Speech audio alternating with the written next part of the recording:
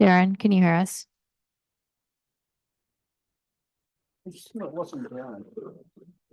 She gave you the nod.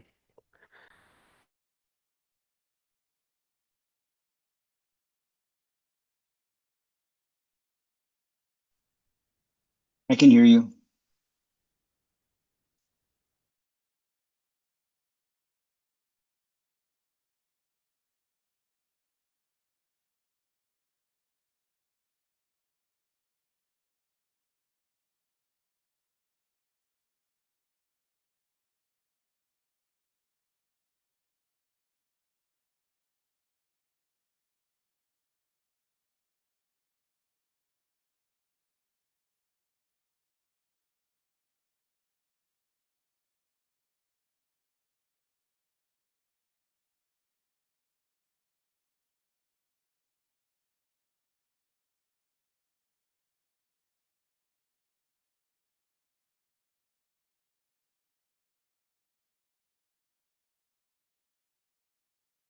This time, council, is there any questions on the agenda as it currently stands?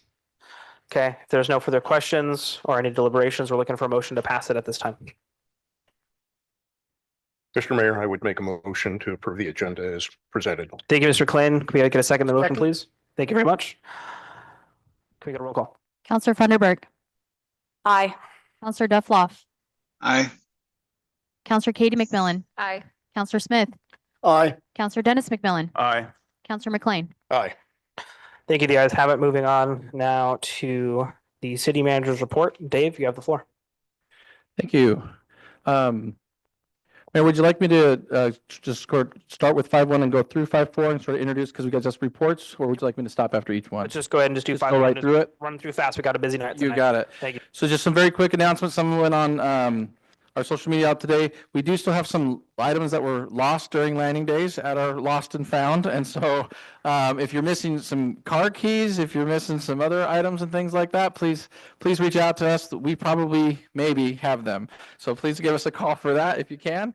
And the best number to call, by the way, is just contact Miss Sandoval, 541-922-3226, extension 105.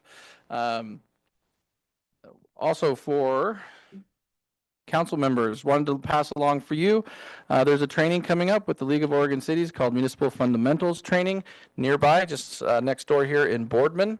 The date is August the 26th from 8:30 to 12:30. It's going to cover home rule in Oregon, public meetings law, which will meet the OGEC requirement that's now required for all public officials.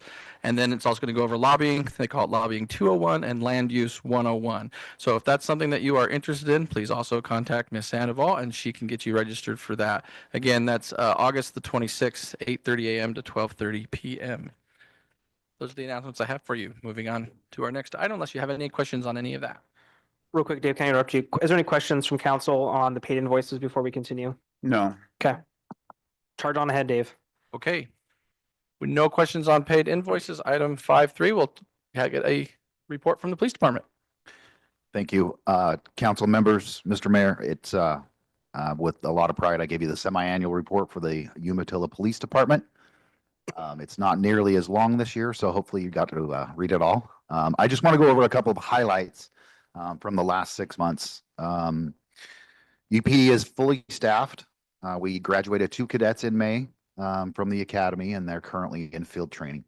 We hope to have them done with their field training just before we have the Rock the Locks event. One other officer finished his field training recently and is now solo, and he's doing a phenomenal job.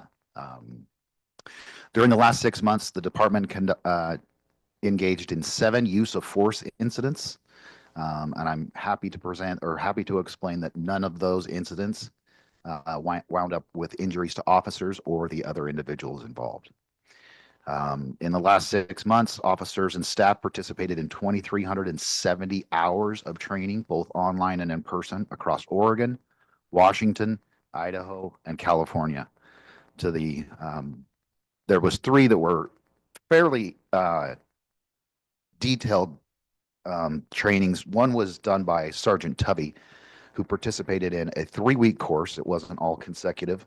And that was the executive development course taught by the FBI.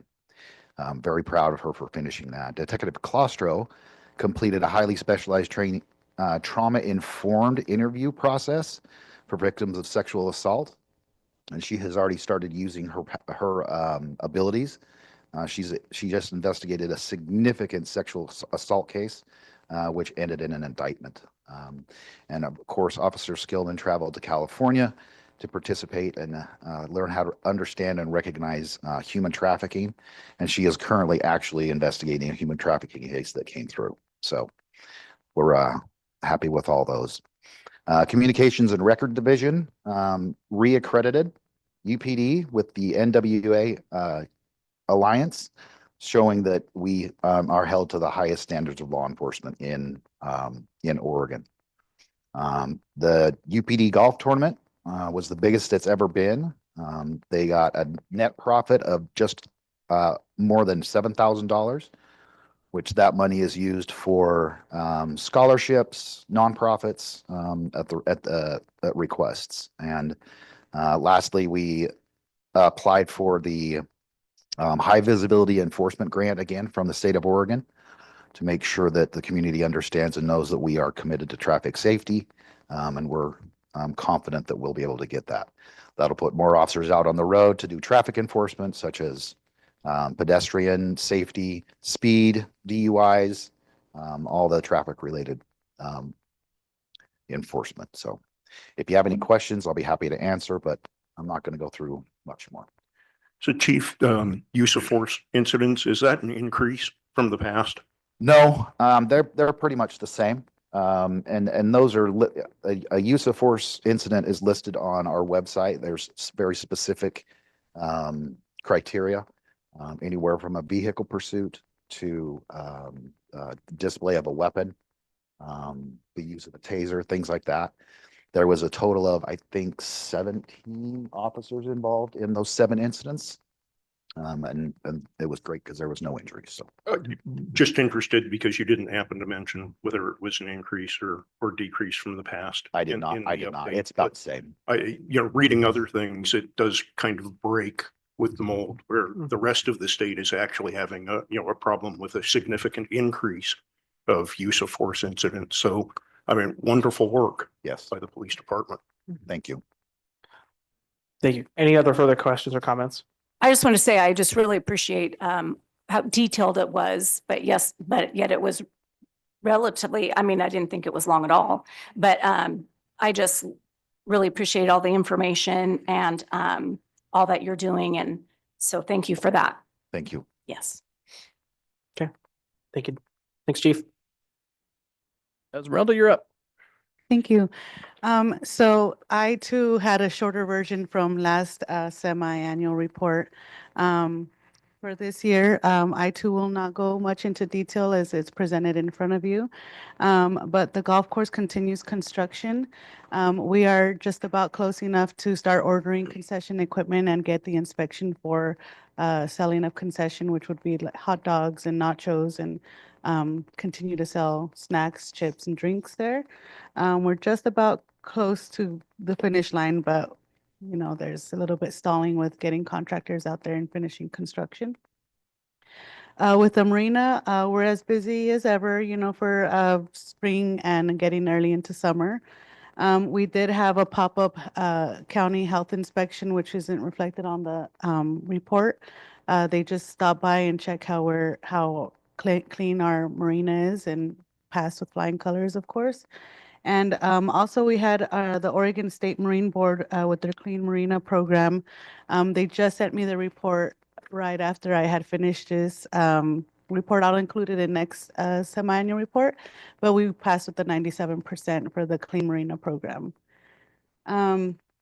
Recreation, we have been busy. We have had the recreation programming, it reflects 7 different activities, but 12 sessions, because for bingo, we have multiple sessions for adult and kids bingo, and so did we for the line dancing. our staff went to training for event management. It's a 2-year program which is held in West Virginia and is part of the National Recreation and Parks Association. And they will be going to get their 2nd-year program certificate in January again this year. And I would think I will be having 4 staff members finish their 2nd-year certification this upcoming January. I did not add our stage onto our program because I know it was adopted by council to go ahead and start renting it out, but we still have to get it inspected before we go live with the reservation and rental on that. That pretty much sums up in short the semi-annual report. I did want to let everyone know we do have Waterpalooza coming up this Saturday from noon to 4. National Night Out, August 5th, from 5:30 to 7:30 at Nugent Park. And we still have volunteers. We're accepting applications for volunteers for Rock the Locks until August 16th. So if you don't have any questions, that wraps up my report. Any questions from Sorry, I'm council? accepting any questions. Sorry. Any questions at this time, council? No, I'm good. Corinne, anything down there? I just have to comment, like, maybe you should start having some merch up here to sell, Okay. because you sell quite a bit of that. Yeah. That looks Are really you talking Rock the Locks merch or cool. The city? RV park merch. Oh, the RV. Yeah. Yeah, I'm like, We just started that and did you? That's awesome. the mugs and the sweaters are a pretty big hit. Yeah. Oh, wow, that's, I know, I saw, you were wearing it. No, you were, yeah, she was wearing it. And I'm like, what, that is the coolest thing I've ever seen. So yeah. Or maybe I'll just wander down there and just shop through your, At the marina too. And surprisingly, that sold out faster than Wow. everything. well, that's smart. Okay. That's great. Well, yeah, I just But have to thank comment. you. Yeah, this is awesome. Okay, any further comments? Thank you, Esmeralda. Thank you. Dave, anything else to add? All right, we're gonna go ahead and move on tonight for our first public comment. Chief, can you grab me the public comment section here? We have a quick script to read here. The public comment section allows the community members to share their opinions, raise concerns, and provide information directly to city council. Comments should address city-related issues and must not pertain to items scheduled for a public hearing on the same evening's agenda. If you wish to speak, please complete the sign-up sheet, including the topic you wish to address. Please begin by stating your name and address when called to the podium. Speakers are allotted 5 minutes unless otherwise directed. Please note, comments criticizing city programs, operations are permitted during these segments. However, criticisms of individual city employees is not allowed during public comment sections. Concerns regarding city employees should be submitted in writing to the city's human resource manager for proper review. Thank you for your cooperation.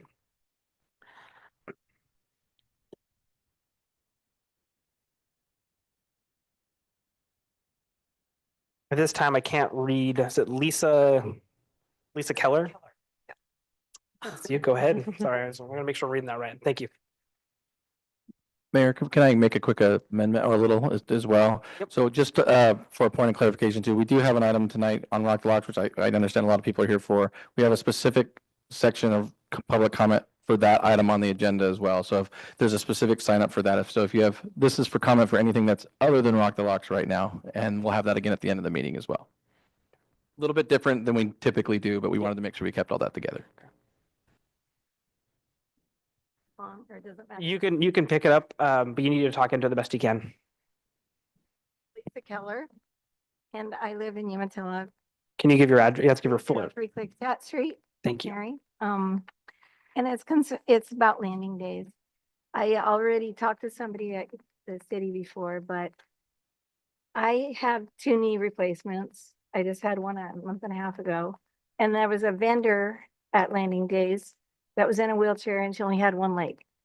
Well, my daughter and her boyfriend had a vendor too. They were vendors. And they helped her up the hill 3 times.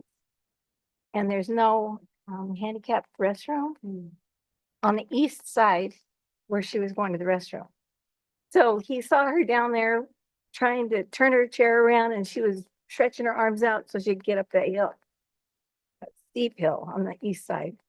And so it's a real concern about, people in wheelchairs, and I had a cane, to get up to Landing Days vendors. Mhm.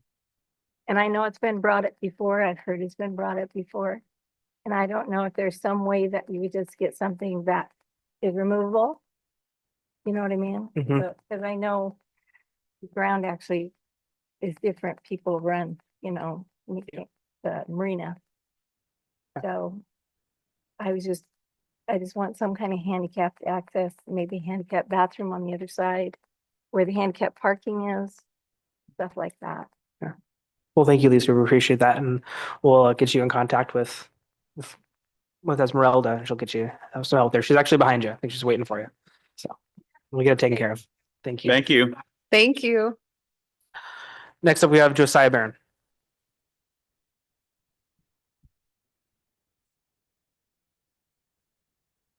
Yeah, I'm gonna lower it for the call guy. Watching my. Thanks, Esmeralda.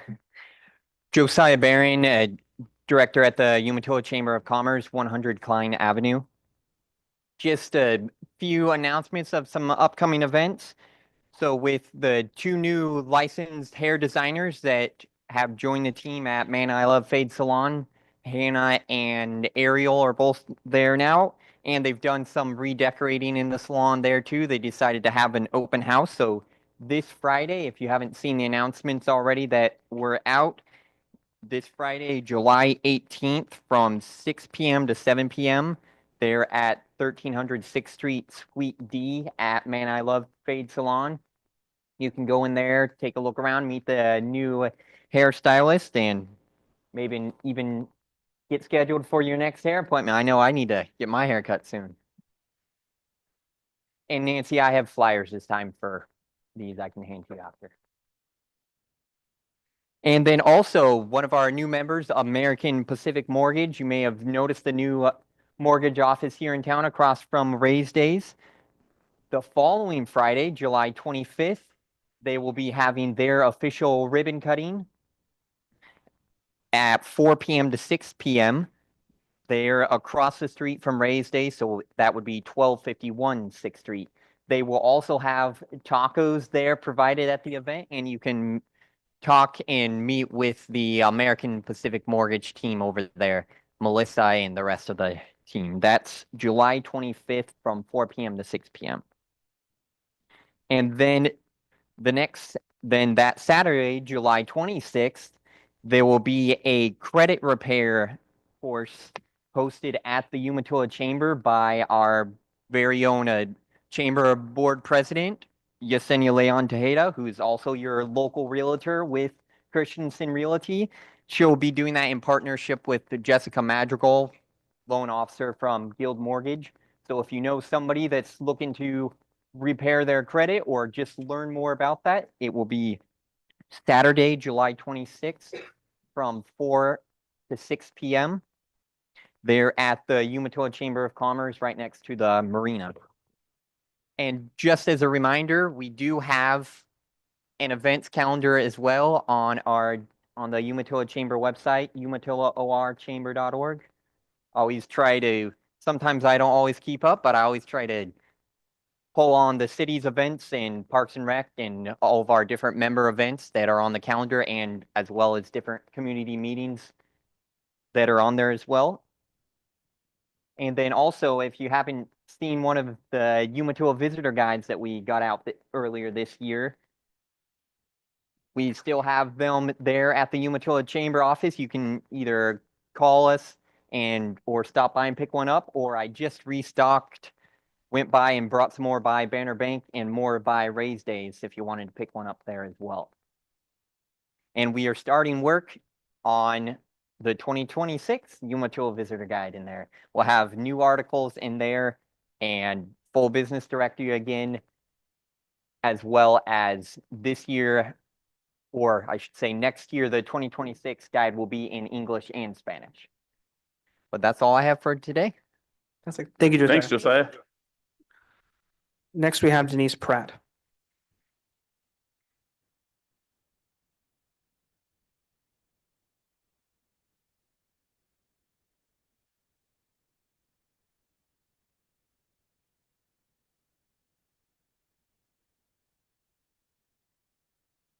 Denise Pratt, 148 Rio Senda Street, Umatilla resident and taxpayer.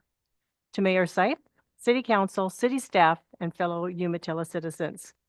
First, I would like to address item 9.2 on tonight's agenda regarding the police station. I ask the council to choose option 3, provide alternative direction to staff on how to move forward regarding the police station replacement project. I support the building of a new police station, and every person that I have spoken to about this also supports a new police station. The issue is the cost and the lack of community involvement. Please strongly consider forming a community-based committee that involves citizens, police, and city staff to create an answer that can be implemented with full support. If it's just put back on the ballot in its current form without any community input, my guess is that it would fail once again and just keep pushing the project back even further. Thank you. Thank you, Ms. Thank Pratt. you.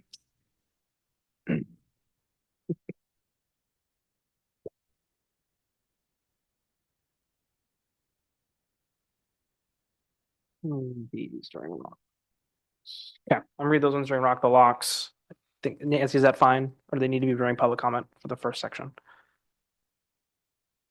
The 3 letters all pertain to Rock the Locks. Should I save it for the Rock the Locks one, or should I do it now? I'm just gonna save it. Right, I'm gonna move the letters that I have it are the Rock the Locks ones. Okay. Just want to make sure that was on the record. Okay. Moving on now to our consent agenda, we have 7.1, approving minutes from June 9th, 7.2, July 1st minutes, and a resolution adopting Hash Park Master Plan. Any questions on the consent agenda as it currently stands? Looking for motion to pass it as one block. All 3 of them. I Mr. move that we pass 7.1, 7.2, and 7.3. Can I get a second to the motion, please? I'll second it. Thank you. Can we get a roll call? Counselor Funderburk, Aye. Counselor Duffloff, Aye. Counselor Katie McMillan, Aye. Counselor Smith, Aye.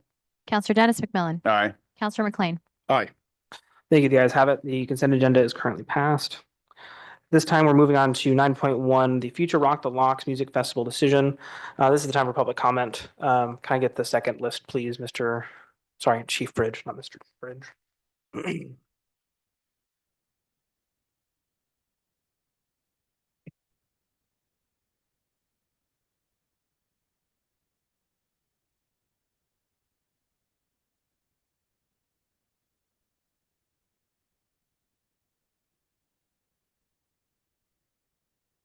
Thank you, Nancy.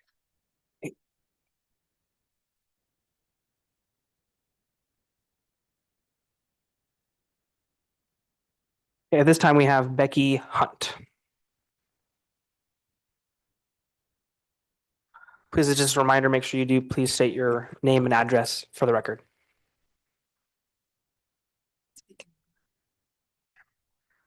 Hello, my name is Becky Hunt, 955 East Main Street, Hermiston, and I'm representing my group PEO tonight. And we work at Rock the Locks. Briefly, PEO is a nonprofit organization that has helped more than 125,000 women as of April 2024 to pursue educational goals by providing money, more than $432 million in educational assistance through loans, scholarships, awards, and grants for women returning to school. Coming up for the 3rd year in a row, the City of Umatilla Parks and Recreation Department will give PEO Chapter DR, the one I'm a member of, the opportunity to raise money by selling the Pepsi products at the Rock the Locks Rock Music Festival. The members of PEO Chapter DR would like to thank the City of Umatilla for this wonderful opportunity, as Rock the Locks is our major fundraiser.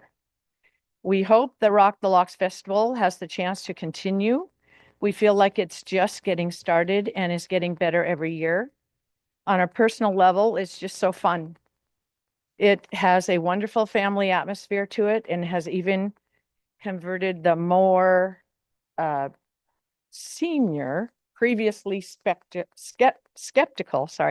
members of our chapter. I even have family members that come every year down from Alaska to help out in our Pepsi tent, and we would love to see the festival continue. Thank you. Thank you. Thank you. you. Next, we have Betty Nobles. Yeah, sorry, 5 minutes. We're just sticking with the 5. Sorry, thank you. We can move the microphone to her, can we? Yeah. Yeah, she can sit down. Okay, going for it. My name is Betty Nobles. My address for the past 68 years has been 110 650 Monroe Street. It will be, it has changed since then.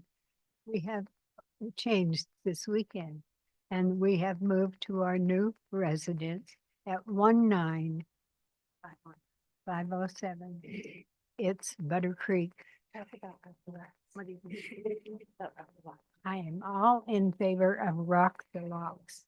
I have waited 85 years for something like this to happen. If this was open to the Alumni Association, I'm sure that you would have 200 more here tonight, at least 200. That's all I'm going to say. Thank you. Thank you very much. Betty.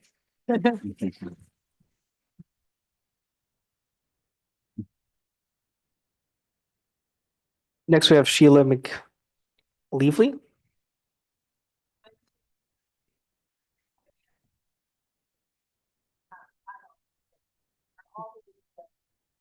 Thank you. Thank you. Next, we have Kimberly Nobles. Hi, I'm Kimberly Nobles. I live at, I just moved up to Umatilla to 517 Dogwood. We just built a new house. I am a big supporter of Rock the Locks. I wear my shirt just to show you all. I know last year I did a great big cheering section for the whole group, but I really want you guys to realize Whiskey Fest in Pendleton just had its 9th year. If anyone saw that drone picture, it was 20,000 plus people. Now I know Umatilla can't maybe take that up there, but we are just getting started.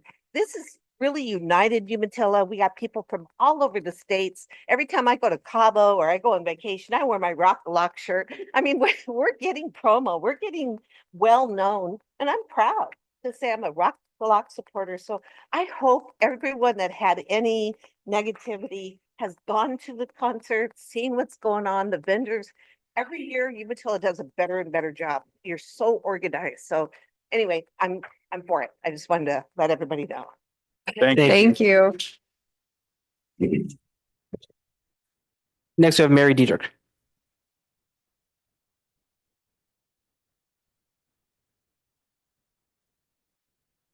Mary Diedrich, 118 Polk Avenue. I would greatly encourage our council to continue Rock the Locks because like Tim said, it is all over and people from even foreign countries have been coming. And some people may not realize that.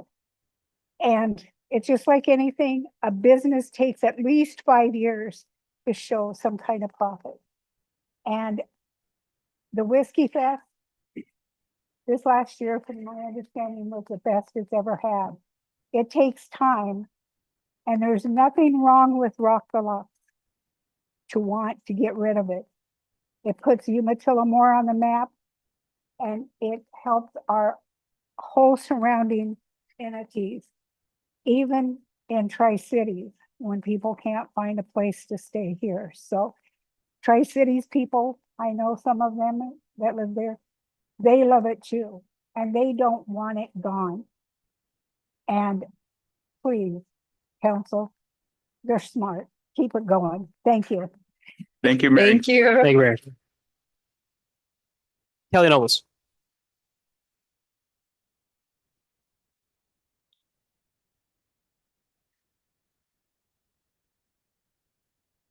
Ellie Nobles, 1050 Stevens, Umatilla. Thank you very much for the time to address you. A couple key points. Return on investment. Parks Department's not measured like most business models. City parks could cost millions to build and thousands to maintain, but they turn a profit. They turn no profit because they are intended to provide recreation and entertainment. Landing Days has become a huge success as the Parks Department has become a better concert and events promoter.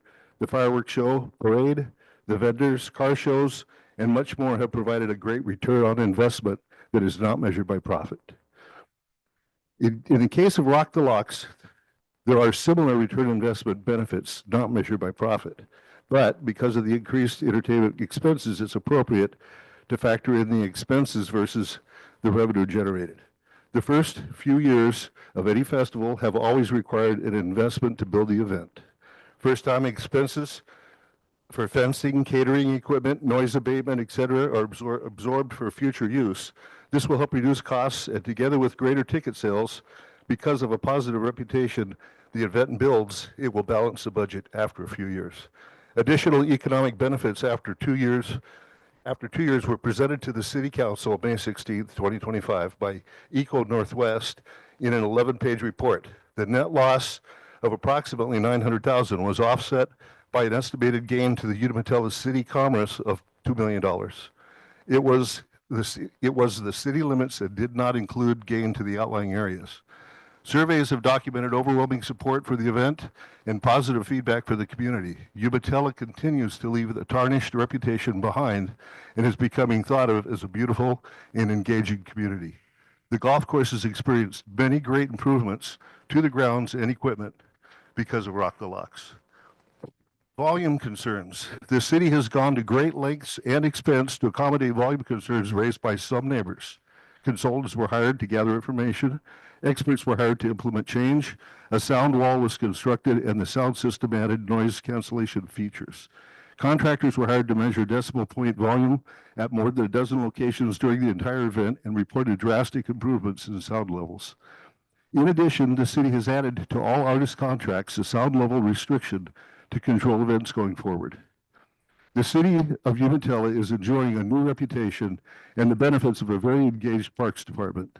Nowhere else do you see so many park departments, events, new trails, park improvements, and more recently, the highest caliber of entertainment for Landing Days and Rock the Locks.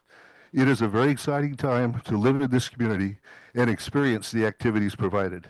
Umatilla pride is back, not only in the community, but as stated in surveys by many others in outlying cities and states across the nation.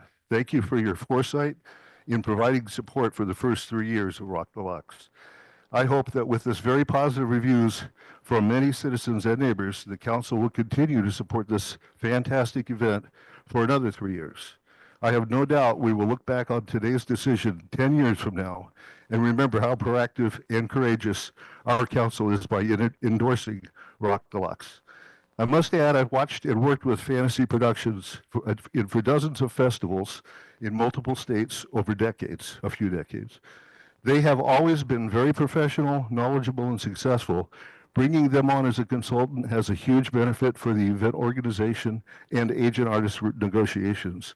It is my belief that they are a large part of why this event was so well organized since day one. It is in your best interest to keep that partnership going forward. Thank you for your time and consideration, and I would like to yield the rest of my time to my mother, Betty Noble. Thank you, Mr. Noble. Thank you, Kelly. Thank you, Kelly. Miss Mia Paget.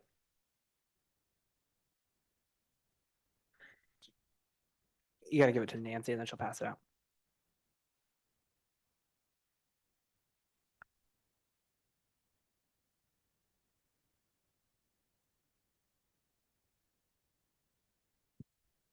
Hi, I'm Mia Paget, and I live at 404 Walla Walla Street. Good evening, and thank you for giving consideration to our public comment. While we love concerts and rock festivals, and we like the concept of bringing positive vibes to Umatilla, we cannot support the continuation of Rock the Locks beyond 2025. Many aspects of Rock the Locks 2023 and 2024 were positive, and city staff and volunteers can be commended for all the efforts they made to put these on. But in parallel with the joys of festival goers and giddy praise, of pulling off these big endeavors, there were numerous failures and drawbacks that should not be disregarded. Lack of experience, lack of resources, and lack of responsibility led to a huge error and investment made in stages and infrastructure located far too close to houses in a quiet residential neighborhood, resulting in hundreds of thousands of dollars in noise mitigation costs each year and huge amounts of time and effort spent by city staff, subcontractors, and residents to try to address the ongoing problems due to the proximity to houses. Net revenues have been far below what was predicted in planning stages for Rock the Locks, and milestones have been sliding and evolving. The overburdening of city staff has been at the detriment of other responsibilities. The festival has resulted in illegally selling alcohol and allowing camping in a public park, violating the city charter's ordinances for city parks for 2 years now. And Rock the Locks has resulted in damaging the public's confidence, at least for some of us, in the city, obliging elderly and disabled residents to participate in numerous meetings and working sessions over the course of years now, just to try to get our rights respected so we are not forced out of our houses every year. So while you may feel pride at the successes of the first 2 Rock the Locks festivals and at the positive feedback from festival goers, you should also feel concern and personal responsibility for the corresponding failures of the first 2 festivals. If you do elect to continue Rock the Locks beyond 2025, you can no longer beg ignorance or growing pains to justify the negative outcomes of the event. It will be essential to proceed more responsibly moving forward. What does this mean? This means wearing 2 hats, one which is supporting the festival and working towards its success, and one which is effectively protecting your residents and their quality of life, including the elderly and disabled and other neighbors of the festival. This means updating the city charter ordinances effectively so that camping is allowed, but limited so as not to unduly reduce the quality of life of the park neighbors, so that amplified music is allowed for a limited number of days per year and subject to a clear noise ordinance, which limits the decibels adjacent to nearby homes to 65 dBA and 75 dBc at 6 feet from houses, and enables recourse for residents if these limits are not respected. As Kelly Noble said, you have some limits for the people who are in the concert right now, but there are no limits. There's no noise ordinance protecting the neighbors. This means continuing and extending unbiased oversight of the festival, admitting the limitations of city staff, and getting outside aid to more legitimately assess the festival's successes and failures with respect to economic objectives, noise mitigation, safety, visitor experience, city staff feedback, and other criteria. This means establishing and respecting clear criteria for continuation beyond 2025, meeting objectives for attendance levels, required level of net revenue growth, required respect of the corresponding park amplified noise ordinance, which doesn't exist yet, and required expectations for reduced impact to the golf course. Please consider seriously these increased levels of engagement which come with continuing the Rock the Lock festivals in a more responsible way. Consider that you are proposing to continue a type of endeavor that many other places with far more experience are discontinuing. Consider that your time and energy and that Umatilla City's staff's time and energy could much more effectively serve the public good by lending more attention to water, safety, public works, schools, etc. And consider that there are many other endeavors that could be pursued that might benefit far more Umatilla residents more directly and throughout more of the year. As a final note, here's an article that I gave you about the Oregon Jamboree Festival in Sweet Home, Oregon, a city about the size of Umatilla. This was published about a week ago. They have announced that this is the final year of that festival. It is being discontinued because of the changing and increasing economic realities of running a music festival. People with a lot more experience than we have at doing festivals are stopping them for good reason. Anyway, thank you. And I've given you the article there and summary of my comments. Thank you, Mia. Thank you, Mia. Thank you, Mia. Next, we have Josiah Barron.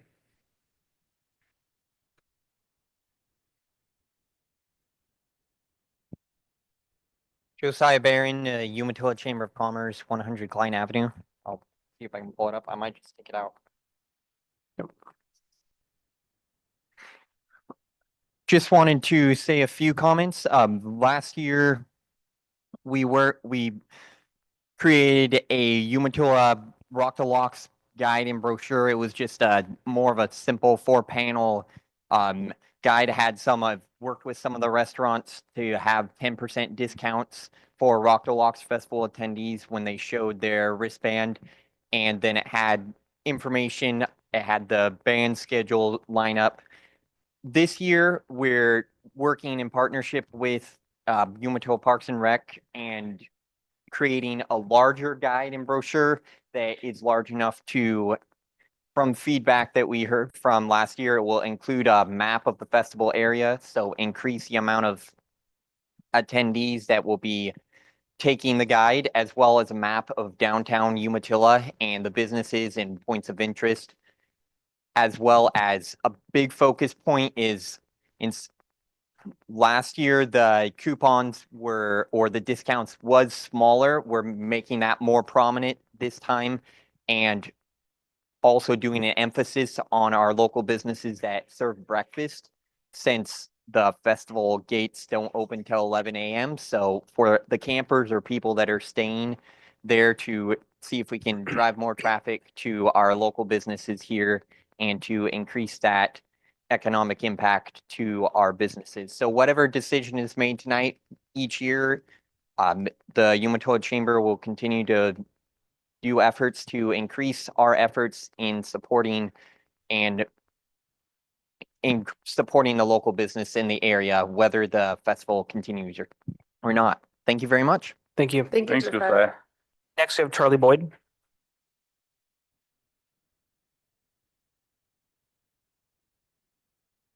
Hi, my name is Charles Boyd. 81615 Cooney Lane Extension. And I just want to say we've been going to Rock the Lock since it started, and we're all for it, my family and I. That's all. Thank you. Thank you. And last, but at least on the list we have last Denise Pratt, please.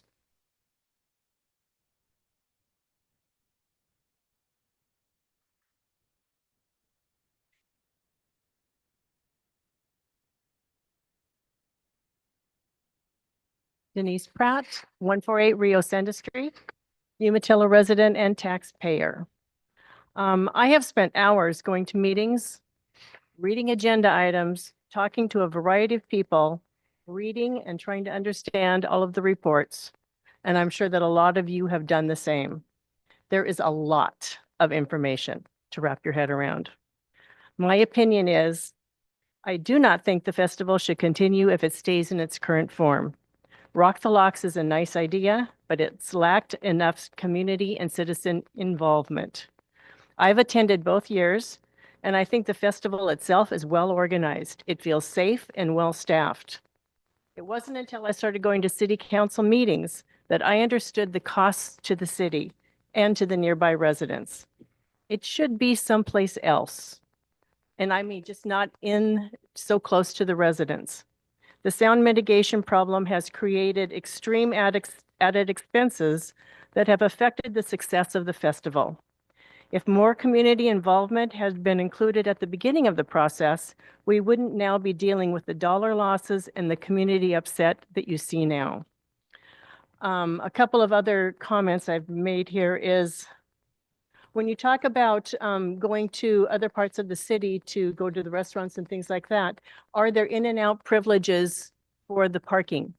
So that people, because parking is expensive. So do they have in and out privileges so that they're encouraged to go into the town? I just don't remember. The other thing is, can it be designed for profit from the beginning? And I'm guessing that that's what it originally was planned for, was designed for profit. And I think bringing that back to the forefront might be a good idea if it's to continue. Thank you for your time and consideration. Thank you. Thank you. Thank you, Denise. And then I have 3 letters as well to read on the record in relations to Rock the Locks. First one is from Ken Sloan.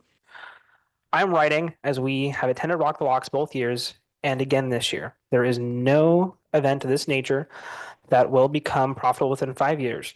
And your city has done a great job of putting out resources at the beginning to make it a clean, safe, and fun environment. I listened to a study result, and there were flaws in the results. You hired a consultant. Your hired consultants did as far as the day trippers. I would bet the almost 90% of at least people that traveled outside of 30 miles stayed in the area. We're in Milton Free Water and have stayed 4 days at the marina. With the music, some alcohol consumption, and being 3 days, I seriously doubt that all of those within 100 miles are traveling home each night. I travel across the Pacific Northwest and I'm a little disappointed in the advertising outside the Umatilla area. I tell people about it and share FB pages, but very few outside of Umatilla/Tri-Cities know about it. A new production company may be needed. I requested 15 posters to put around Milton Free Water, to Dayton, to Pendleton, to LeGrand, and I've seen nothing. I also follow other multi-day concerts and local concerts in general that seem to be able to announce bands sooner. I do not know if this is the city not getting a band budget or getting a band budget out or phonetics. Fantasy. So thank you, fantasy. Not getting work done. But this day and age, people start planning vacations and time off well before 6 months in advance. Umatilla has done a great things to clean up the town and have great events. And this is one that should stay in for at least 3 more years to see the growth and if it breaks even. With the investment already in place, it would be a shame to waste it when it was known that it would be 4 to 6 years to break even. As I said, maybe a new production company or work with existing more closely as the quality of bands has gone down from year one and can alone kill an event. Please keep the event going to give it a chance, but get better advertising earlier in a more broad area. Thank you, Ken Sloan. And I apologize for the mispronunciation of can't even remember. Fantasy. Fantasy Productions, unbelievable. I can't even think about it. Yes, yeah. Okay, next one is from Leslie Castro. I've lived in Umatilla my entire life, only to leave to pursue higher education. I grew up in Umatilla during a time when there was not much money in the community and there were few profitable businesses, but there was unity. Times have certainly changed. I strongly feel that at the rate we are going, we are focusing on more things that don't benefit our community rather than taking care of our own, therefore dividing our small town. I'm sure that when planning Rock the Locks began, it seemed like a great idea, and it truly did. Now that the finances have come out regarding the event and the lack of profit, I question the motives behind such a large event. I don't mind any members of the city council because it is not, that this is a small town, sorry. I do not remind any members of the city council that this is a small town. There are towns double or triple our size that do not host these events because it is not feasible or profitable. How can we justify spending this money to host an event of this measure when we have elderly folks on fixed income who can't afford their utilities? How can we justify spending the money to host an event where there are families that have to make significant sacrifices for their children to play sports hosted by the city that charge a fee? How can we justify spending this kind of money to host an event when the city does not have sufficient sidewalks on South Hill?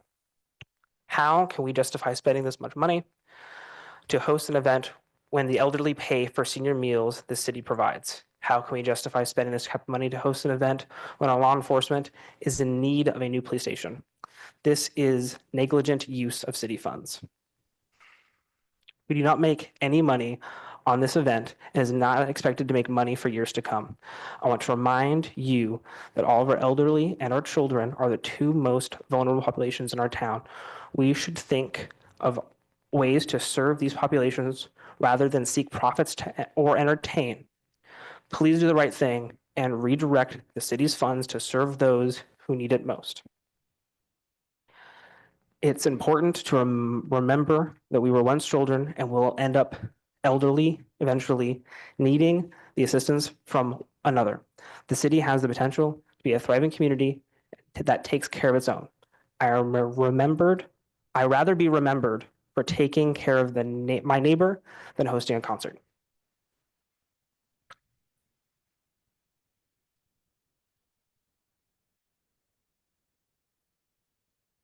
This one is from Heidi Sipe. It says, "Dear Mayor Sipe and City Councilors, I love the idea of Rock the Locks and I see the potential. They are a key to community events. Community. There's a common trend with the city right now. Instead of taking the time to determine needs, develop solutions with, and coordinate with various peoples in the community to develop something that shares a community success, city leadership tells us what we want and is angry when we have a different thought or question. Tens of thousands have been spent by the city on consultants for things that should have been handled by the city to build relationships and trust. I've seen Mayor Sipe at some of these events. I haven't attended all of them, but I haven't seen any other counselors there. Your expense survey work showed that it is a divisive topic. People are very strong opinions, and there isn't much middle ground. People who don't pay taxes in the city are generally more supportive than those who do. Why? I think it goes back to community piece and the cost issue. My favorite part of Land Days is the car show. The car show wasn't designed by a bunch of really expensive consultants. The city doesn't lose $1 million plus a year on a car show. Staff aren't asked to suddenly become car experts and redirect their work time to knowing all things about car shows. Instead, some really passionate and dedicated people pull together to make a car show happen. The city supports it, and it's fabulous. It's something I look forward to and appreciate the work people do to make it happen. Dollars, figures get thrown around with hundreds of thousands of dollars difference as though it's pennies.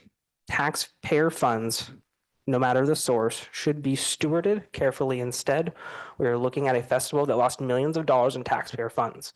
Millions.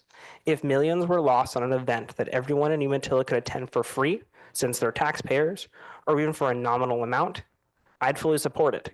Instead, this is an event that costs families hundreds to attend, whether they live here or not. Where is the attendance from? We don't know. We've asked for the ticket sales information, and we were told we can't have it. Records for this publicly funded event are hard to come by. I've paid over $300 in public record fees for videos that should have been readily available and given for free, just to see if I was crazy, because I attended those meetings and I went into them thinking this was going to be the Cycle Oregon type of event, one where we all chipped in on, volunteered for, and made it happen as a community. Instead, I remember hearing dollar figures that were vastly different from what's happening. Sure enough, I wasn't crazy. Nancy, do you have a time check real quick? You were good? Okay. At one of the meetings, Dave told us that there would be an expected loss of $185,000. It's on the video. Then it shifted. At the meeting before the first event, Dave said, I have a much better answer for you in 30 days. Our original numbers, our estimated numbers for this was that it was going to take us until the third year to break even on the event. So just generally speaking, this is $1 million event. We budgeted $750,000 in revenue. We budgeted $250,000 in loss in 1 year, and we were planning at $100,000 loss in year 2. Then a break even or slightly better in year 3. What I can tell you is that so far, it just clicks and everything online and feedback and stuff we're getting, I think those are unbelievably conservative numbers, and I'll know more. And by the way, this is not the last meeting. We'll have more of these, but in 60 days. We'll know a lot more now that we're looking at no more than $100,000 loss in year 1, and if a break even in year 2, and the numbers are looking good. That's the end of the quote, and that's my time. Okay. Thank you very much for any public comment at this time. We appreciate it. Thank you for all giving either for or support against. We appreciate everyone's opinions equally, and we thank you for coming this evening, and we do appreciate you.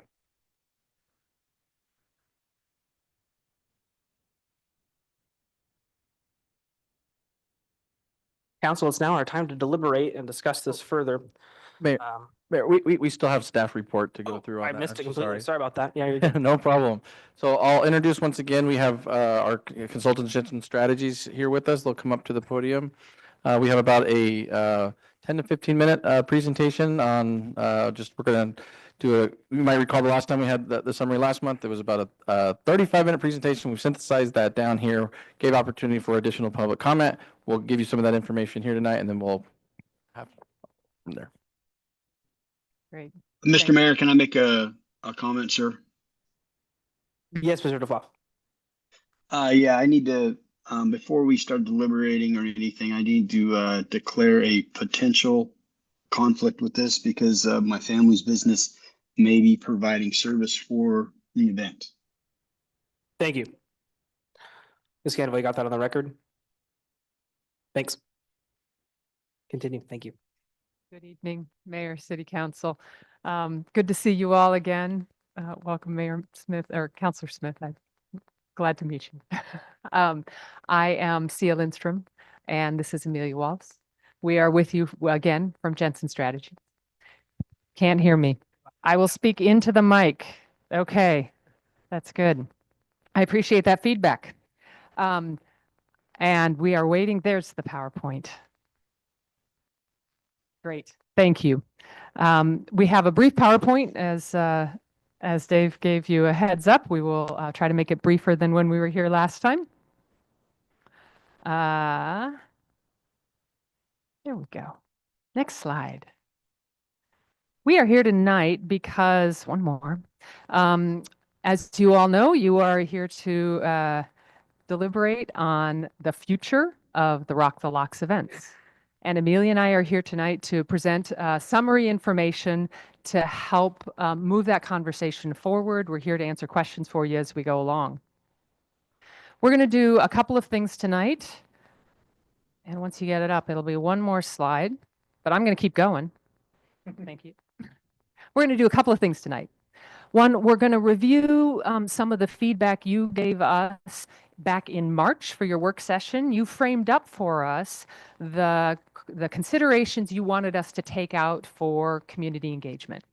We're going to run through those briefly, just as a reminder. We're going to talk a little bit about some proposed annual reports that, that the community, I think in particular, was interested in. There it is. We're going to run through the current status of 3 topics in particular.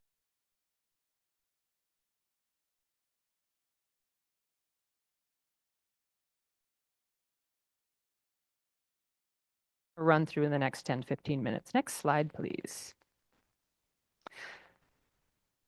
So on the next slide, hopefully, is the reminder of there it is, the 5 considerations that came out of your March meeting. These should look very familiar by now because we have used this to frame up a lot. We used this to frame up community engagement. It was the focus of last month's work session. Community benefits, both local and regional. Financial considerations. We heard folks talking tonight about city support, cost recovery, return on investment. All those financial considerations were a bucket. Community impact was a bucket. Festival management was a topic that we put out there. And then finally, and this is the focus of your conversations tonight around the time frame related to the future of Rock the Locks. Next slide, please. So I'm going to do very brief. We spent 35, 40 minutes. I'm going to do this very briefly tonight to talk about what some of the community input was in the 5 considerations. First, it was very clear both for you all and for the community to prioritize local over regional. Second, the community was talking about the importance of full cost recovery. And one of the things I will say throughout this in terms of community input, ultimately these are policy decisions for you all. We're going to present to you the community feedback, and we know that it was important for you all to make your policy decisions within the context of the community input you received. And so this is a summary of the community input. You all will then get the policy conversation as the next step, right? So local over regional was the first. Under financial considerations, the consensus was around, for the most part, was around full cost recovery and the importance of that. And we'll go into more detail on that in a little bit. The return on investment of at least $1 for every dollar invested. And the importance of financial transparency came out very clearly as well. Around community impacts, it was around the balance of community benefit with neighbor impact. We've heard some of that already tonight as well. And again, the balance of cost and effectiveness. So a lot of the community impact conversation was really about finding balance. Festival management, the data was pretty clear on some kind of form of continued city involvement. And finally, the time frame question. There was split on this, and realizing in our survey in particular, we had folks who had strong opinions about this. So about 40% of survey respondents felt that it was important to end it now after this Rock the Locks, and about 55% were saying to continue it. And the interesting piece, and we talked about this last time, was the consensus on the importance of annual reporting, regardless of what side folks were on, saying if you were going to extend it, the importance of annual reporting, in particular around cost recovery, local return on investment, and sound mitigation. So remember those three things because they're going to come up throughout our presentation. And with that, I'm going to turn it over to Amelia for the next steps. Thank you, Sia, and very nice to be with you again, Mayor and Council, and all of the wonderful folks who have given their time to this process to date. So as Sia queued up, we have three kind of key areas that arose out of the community input and from the council's perspective as well that really are key in terms of considering the council's future. Before I do my little data refresher of all the hundreds of pages of information that you've received to date, I want to queue up two other factors of your decision tonight that we're going to be calling back to. So as Sia mentioned, one of the keys was that you want to know what the status of each of your key factors are. So the importance of regular reporting was seen as important by all groups. So specifically, we've heard that two kind of different reports would be helpful that you may want to give direction to as far as your decision for future Rock the Locks. First is an after-event report, as you've received previously, in alignment with the previous staff prepared reports by December 31st of each year. And then again, if you choose to continue the festival, including an annual progress report that would inform your ability to make sure that those key factors in the festival's running are adequately monitored in making your future decisions. So two progress reports there. And if you'll go to the next slide, another key feature is you've invested a lot to run a very professional event that's required a variety of technical expertise to really set up, analyze, and improve the communications around this event. So you'll want to think about what'll be important going forward. That'll be another piece that staff will be looking for direction on in terms of your decision about the future event. So with that, next slide, please. What I'm going to do is very briefly try to take. So we heard just as Sia was talking through what's important to council, right? We know what our topics are, and now we've heard a little bit about where the community falls in terms of how things should be prioritized. So what I'm going to do is try to connect that with how the festival is actually performing in those areas. So as we've mentioned, as other people have commented, there's hundreds of pages at this point of data on these topics. So I'm just going to try to highlight a couple key factors before you go into your decision. So with that, if you'll go to the next slide, I'm going to start with cost. So again, a refresher, these are the options that we'll be going back to on the key topics. But I want to keep focused on the timeframes and those three key areas: cost recovery, economic benefits, and sound mitigation that have been seen key in the future decision. If you'll go to the next slide. So as far as those number of data sources, just briefly, these are the sources of the information that I'm going to share with you just now. First of all, that includes the previous after-event reports that have been provided in 2023 and 24. The return on investment analysis. So that included the report from Echo Northwest that really focused in on the Umatilla only benefits. Now in the after event reports, you'll see regional, and you've heard information about that, but this return on investment really focuses in on just the local community. Also sound engineer reports, so that's recommendations and monitoring that was done during the event further recommendations by the sound engineers, ABD. And then, of course, you've already heard our brief summary on the community engagement. So that's from meetings, surveys, individual communications, all of that over actually the last year and a half working with your great community. So next, now on to cost recovery. Perfect. So as you heard, wide agreement that this is a big investment and it's important to strive for 100% cost recovery. Now, there was variation in terms of how quickly folks felt you needed to get there. Some felt you needed to be there already. Others felt it needed more time to really bear out. So let's take a look at where the festival is right now. So for the first festival, there was a 34% cost recovery. For the second festival, that was up to 44%. That results in about a $1.1 million loss for 2024. As far as looking to the future, as mentioned, the goal is to reach 100% cost recovery by 2027 with a benchmark of 64% in this upcoming year to proceed towards that. Happy to provide more information that would result in that would be driven primarily by increases in tickets, camping, city shares of revenues, sponsorship, and grants. Can I ask a quick question real quick? This might be a question more for Dave. I'm not sure. 64% of cost recovery, what would our estimated dollar figure amount be ballparked? Yeah, so excuse me.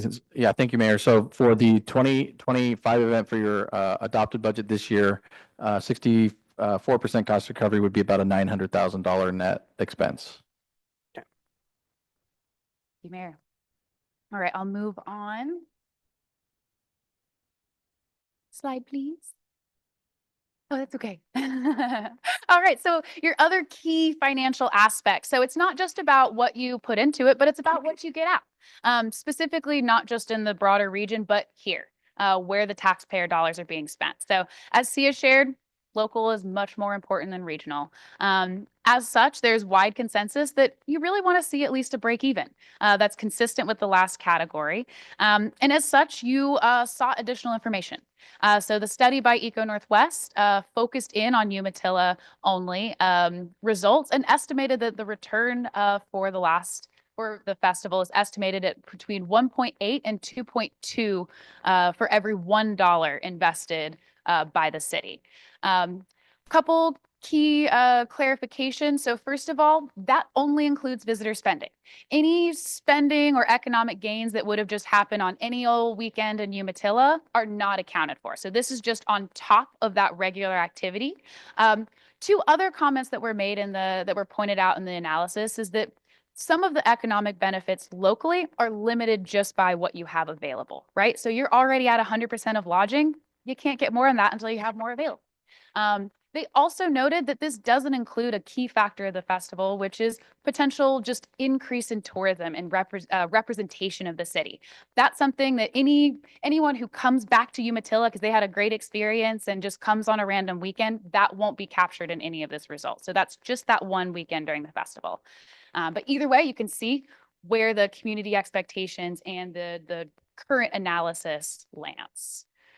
Moving on to our next topic, community impact of key concern, which is sound mitigation. So as you heard, there's a real tension between all the great that the festival can bring, and whether that's putting Umatilla on the map, the community pride, so many of the other things that we heard in our surveys and meetings, but balancing that with the potential negative impacts, both on neighbors and their experience in their neighborhood, and of the sound mitigation efforts that are required. So just to provide a little bit of a snapshot on the sound mitigation costs, you can see in 2023, approximately 90,000. 2024, that was up to 150,000, accounting for additional analysis and monitoring during the festival to make sure there was a solid baseline for you all to make decisions on going forward. And then you'll see in 2025, I want to put a big asterisk next to that number because that number includes not only the current mitigation, previous mitigation that was used, but also anticipates a financial move to invest if this is something that the council wants to move forward in the sound curtain. So my understanding is that would be an increased one-time expense projected for next year if the festival is going to continue. I'm not going to read through the specific additional sound mitigation elements that were incorporated. You all have seen this list many times, but those is just a sample, and I'm happy to answer any questions about those specifics. The only one I will call out is the noise limits. So one thing that has been a key concern of the community is having those set. So in 2024, as many of you know, those were requested, but not able to be incorporated into the contracts. Therefore, requested, but not necessarily enforceable. For 2025, those will actually be written into the contracts and something that both the city and their consultants can enforce. So with that, Sia, do you want to add anything? I'm about to summarize it for you. Yeah, next slide, summarize it for you and get ready to turn it over to you. So in summary, the three topics that the community in particular wanted you to pay close attention to. Here's where we are. Cost recovery. It improved each year, but it's not yet at 100%. It's currently at 44% for Rock the Locks 2024. Aspirational goal that the full cost recovery by 2027 if continued improvements. For local return on investment, you have achieved better than the $1 to $1 ratio that the community felt was important. You're actually closer to the $2 for every dollar invested. So the local return on investment has more than achieved community expectation there.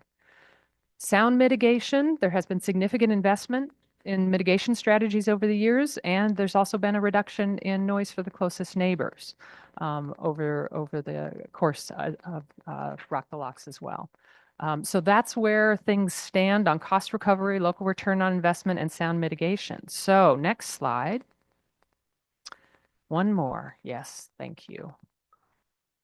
So now to tee it up for you all.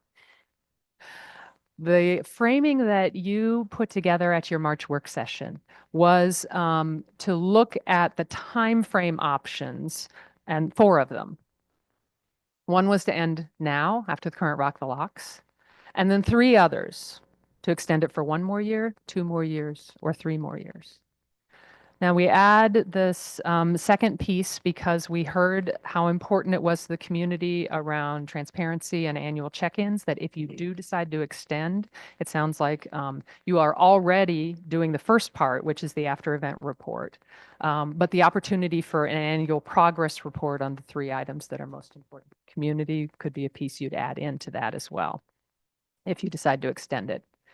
So what we have is actually some suggested language for you whenever you are ready for that around a motion. But so that's available to you. But I think what we may want to do is go back to the options and maybe just, unless you all would like to have the actual language up. So I think with this, we answer any questions if you have them and then turn it over to you all for discussion. Any questions currently right now from council on the current presentation? Dave, do you have anything you'd like to add to the presentation? Excuse me. Nothing specific or in addition to that there, just some general questions or comments from public comment. I can address some of those that are quick and readily available if you'd like. Yep. Okay. So one question was asked about are in and out privileges allowed for parking at the event? And then sort of a sub question, are they encouraged? So the answer is yes, in and out privileges are allowed. Your parking pass is good for that day. You get a pass that goes in or hangs on your car and it has a date on it, and you can come and go with that. As long as you have that pass, you can come and go. Is it encouraged? I'd say yes, but we certainly can do more. We heard from the Chamber Night, they present that community information that goes out with Rock the Locks. We hand those out as people are coming in with parking or as they're coming into the event and festival, and we do encourage them to attend. We also have that information on the Rock the Locks webpage, and so those most people that attend festivals do a lot of pre-event planning, and so our website is very popular for that. But we certainly can continue to encourage more to encourage folks to come out into the community. Let's see. some things, I appreciate Mia's handout to you very much, Oregon Jamboree. I'm quite familiar with that festival. Lived in Eugene for 11 years. Sweet Home is maybe 35 minutes to the north of there. Attended that festival myself for at least 6 years. It had a kind of cousin festival. It was sponsored by Bi-Mart called the Willamette Country Music Festival that also no longer exists as well. The Oregon Jamboree Festival is by the Sweet Home Economic Development Group. It's a nonprofit organization. So one of the things that you looked at in your survey data here tonight is we actually asked that question specifically. Should it be the city? Should it be a nonprofit? Should it be a for-profit? Should it be some sort of hybrid or something there? I appreciate Mia very much sharing that. I think she's towards the end. I've read that before and wasn't necessarily surprised by any of the information that was found in there. I encourage you to read it too. I know you were just handed it this evening. It did just come out 1 week ago. Yeah, the events of festivals are kind of interesting. It points out in that report, particularly 3-day music festivals are really competing pretty competitively against 1-day events. And that's kind of when you look at the Whiskey Fest, 1-day event. And so what has kind of shifted, or the paradigm shift that's happened in festivals and concerts in general recently, and I would say post-COVID, has been taking essentially all of those resources that went into a 3-day event and shoving them into a 1-day event and buying bigger headliners and names and more recognizable bands. So it's kind of an interesting trend that's happening out there. But there's also still plenty of 3-day festivals that are working out. In the Sweet Home area, what's also of particular interest there, I mentioned the Bi-Mart Willamette Country Music Festival. That one was all done privately, had a corporate sponsorship with Bi-Mart, great relationship there. The property owners did not pay their vendors. And so it got tied up in all kinds of litigation and lawsuits. And unfortunately for the Sweet Home Jamboree, which had been there a long time, the two events were separated by about 6 weeks, and there was a lot of carryover and marketing and things like that. And so this is, I guess, this is my own opinion. I want to be quite clear, but from when I lived there, what was a big part of that was that there was sort of that carryover, that there was sort of an infection that came from the Bi-Mart Willamette Country Music Festival that was unfairly sort of applied to Sweet Home, and it scared a lot of vendors, and it even scared a lot of promoters and bands from participating in that event. And then, of course, COVID added a whole nother layer of that. One of the things that's just a little bit interesting between the two, again, is this difference on cost recovery and return on investment. And that's I hope that will be part of your dialogue and discussion here tonight. Staff presented in their report here that the majority of our staff has attended the event management certification training. These are things that municipalities put on. That's put on by the National Recreation and Parks Association. It's an entire school. These is the type of service that municipalities and counties provide all throughout the country. I appreciate what's Jensen Strategies presented to you here, which was, at this goal of 100% cost recovery certainly is a goal, but also we've talked about some of these other benefits that come along with it. So that's going to be part of your discussion here tonight, is sort of weighing those pros and cons, where those goals are, and what's associated with that. But Dave, can I interrupt you? Sure, please. For I have two quick questions. One, I hear Whiskey Fest mentioned a lot. Is Whiskey Fest done by the city of Pendleton, or is it its own private entity? It's a private. Okay. And then my second question is what studies have we done? Potentially, this is a conversation that we look into, of switching from Rock the Locks being a 3-day festival to being a 1-day festival, because you yourself just said it's been more competitive. Is that something we could change to? That's certainly, we can do that if that's the desire of council. So I would say that staff has done, we have not done a deep dive analysis with that. We have done some preliminary reviews. One of the things that's unique about our festival, and why the sort of the preliminary very, very high level review for us, and why we haven't necessarily brought it forward, is one,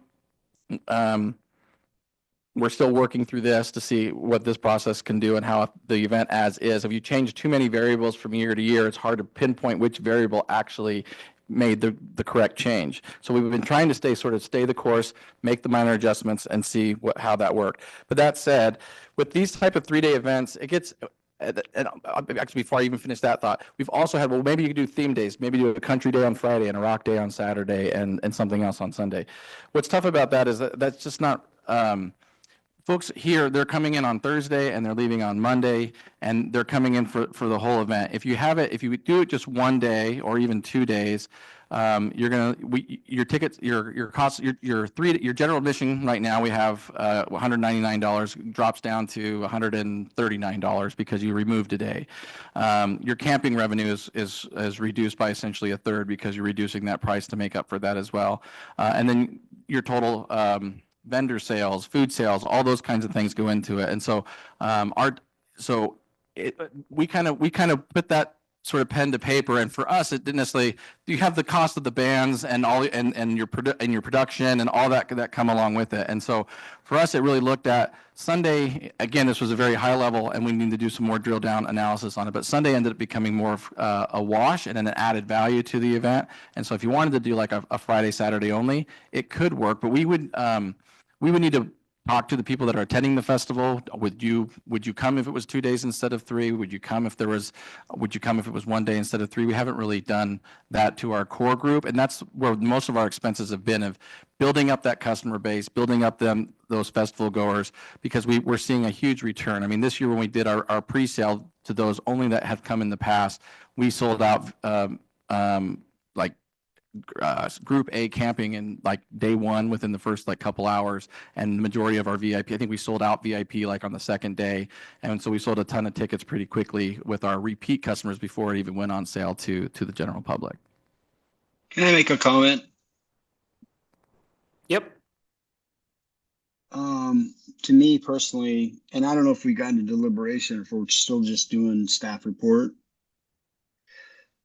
but there's two perspectives, right? There's the concert goer, which is the 1 day, and then there's the music festival goer, which the music festival goers are typically there to build memories with families. It's an event that lasts for multiple days.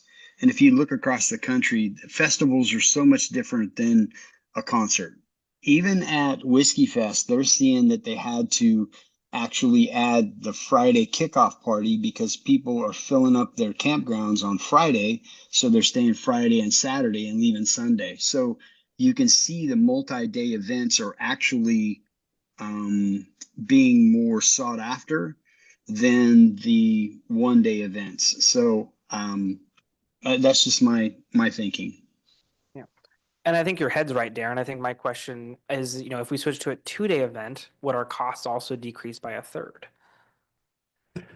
No, I have to put pen to paper, but it's not a 1-to-1-to-1 ratio like each day. So obviously a 1 day event per day is actually more expensive than a 3-day event per day, just because you get so much of that economy of scale savings on day 2 and 3 because you've mobilized your production crews out there. That's all come and set up already. And so that's part of the analysis as well, as you on a 3-day event, because you spend exactly the same amount of money for setup and breakdown for a 1 day than you do a 3-day. So you get far more utility for that second day and that third day. So you get that production cost actually goes way down for a second and third day. Thanks, Dave. And then the very last one I had was in their PowerPoint presentation here was the sound mitigation expenses for 23, 24, 25, and particularly 24 and 25. The numbers you see there for 25, just so you are aware, that's what's in your adopted budget for costs for sound mitigation. We said as we went through that process, we would continue to expend significant resources to that effort, and that's what you see in there. And so this year it's just under $250,000, about $249,000. One of the things that's significantly different, so that sound curtain that we used last year, we leased that, and the lease for that last year was just over $90,000 just for the curtain. And then we had the trailers were bartered. They were donated in exchange for tickets to the event from the vendor, and so we were happy to do sort of in-kind contribution for that.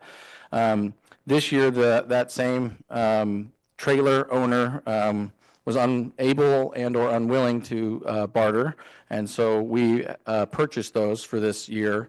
And that expense is included in that 249,000. Those have already been purchased.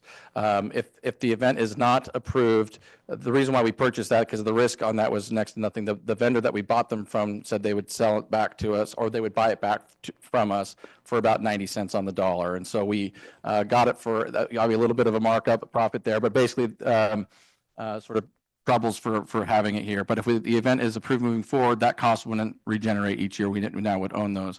Same sort of thing with the curtain. At $90,000 to lease it, we can purchase it for about about twice that price. Is that right, Melissa? 161 plus shipping. So if we're going to do this for 2 years, it makes far more sense to go ahead and buy it because it's cheaper each year. And then of course, every year thereafter is that economy of scale savings, because you have this one-time expense and then you don't have it moving forward. And so you see some of those expenses on there this year, but I did want to kind of drill down into that a little bit more, where those differences came from. Any questions or deliberations from council this time? One question I have, actually, this goes more towards Scott and Esmeralda. What has been the impact on staff that you guys are truthfully the boots on the ground, making sure that's actually happening. And I see Luke over here in the audience, and I see some other city staff that's here, and Talia and Joel and everyone, here. I'm just kind of curious, what is the impact on staff like? I could talk for on behalf of my staff, and most of them are here right now, and they truly love this event.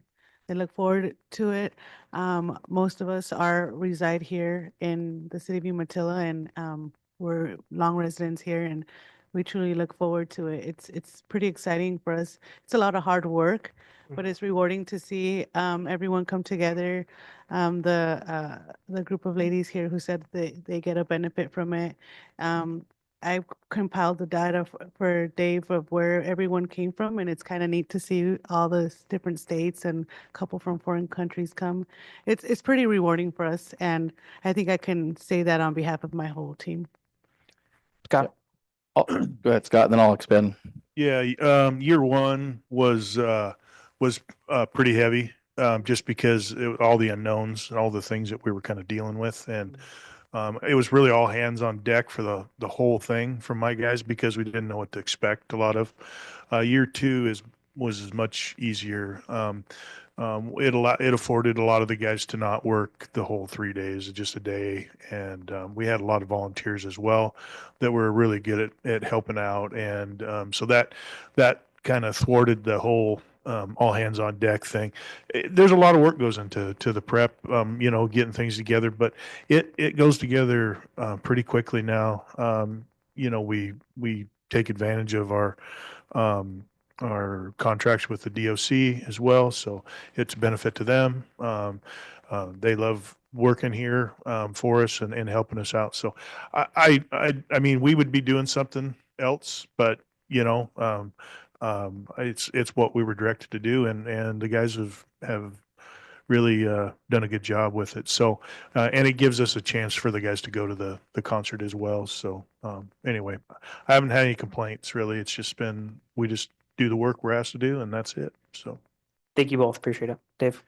Yeah, so I guess I'll echo that. It is absolutely a ton of work, absolutely no doubt about it, and it's a year-round planning. It's sort of anyway year-round planning. But Scott brings up kind of the point there. One of the things, particularly in Parks and Recreation, that's what I was talking about before with event management certification. Again, this is something that a lot of Park and Recreation departments provide. Certainly the National Recreation and Parks Association has recognized that and sent that through to create this certification program. But it is one of those things too. It is, there's so many things that we do in public service where the work is essentially never done. But this is where you get to sort of see, the smiling, happy faces of the folks that are there at the event. And so there is some rewards for that. Scott mentioned that most of the staff, when they're done working the event, their shift is done, most of them will stay and sort of take in the event, which is kind of great. One of the other follow-ups, Scott mentioned volunteers. I felt to mention this from some of the comments from public comment. Just for your information, each year of the event, we've had over 100 volunteers at the event each year that participate in the event. And then we had question about where folks are coming from. It was in the post-event report over with 5,900 visits, about 17% or about 1 out of 6 are Umatilla residents that attend the event. This event is intentionally different than landing days. This is a tourism destination management event. Its intention is to be to stimulate the economy, to bring in tourism related funds, to sell out hotels, to bring in additional transient lodging tax, which we used TLT funds on this event. And again, of course, we talked about in the Eco Northwest report on that economic impact.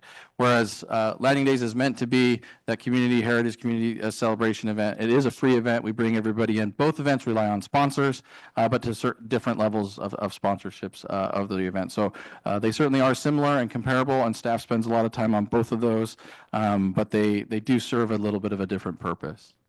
Thank you, Dave. Any questions, Bruce?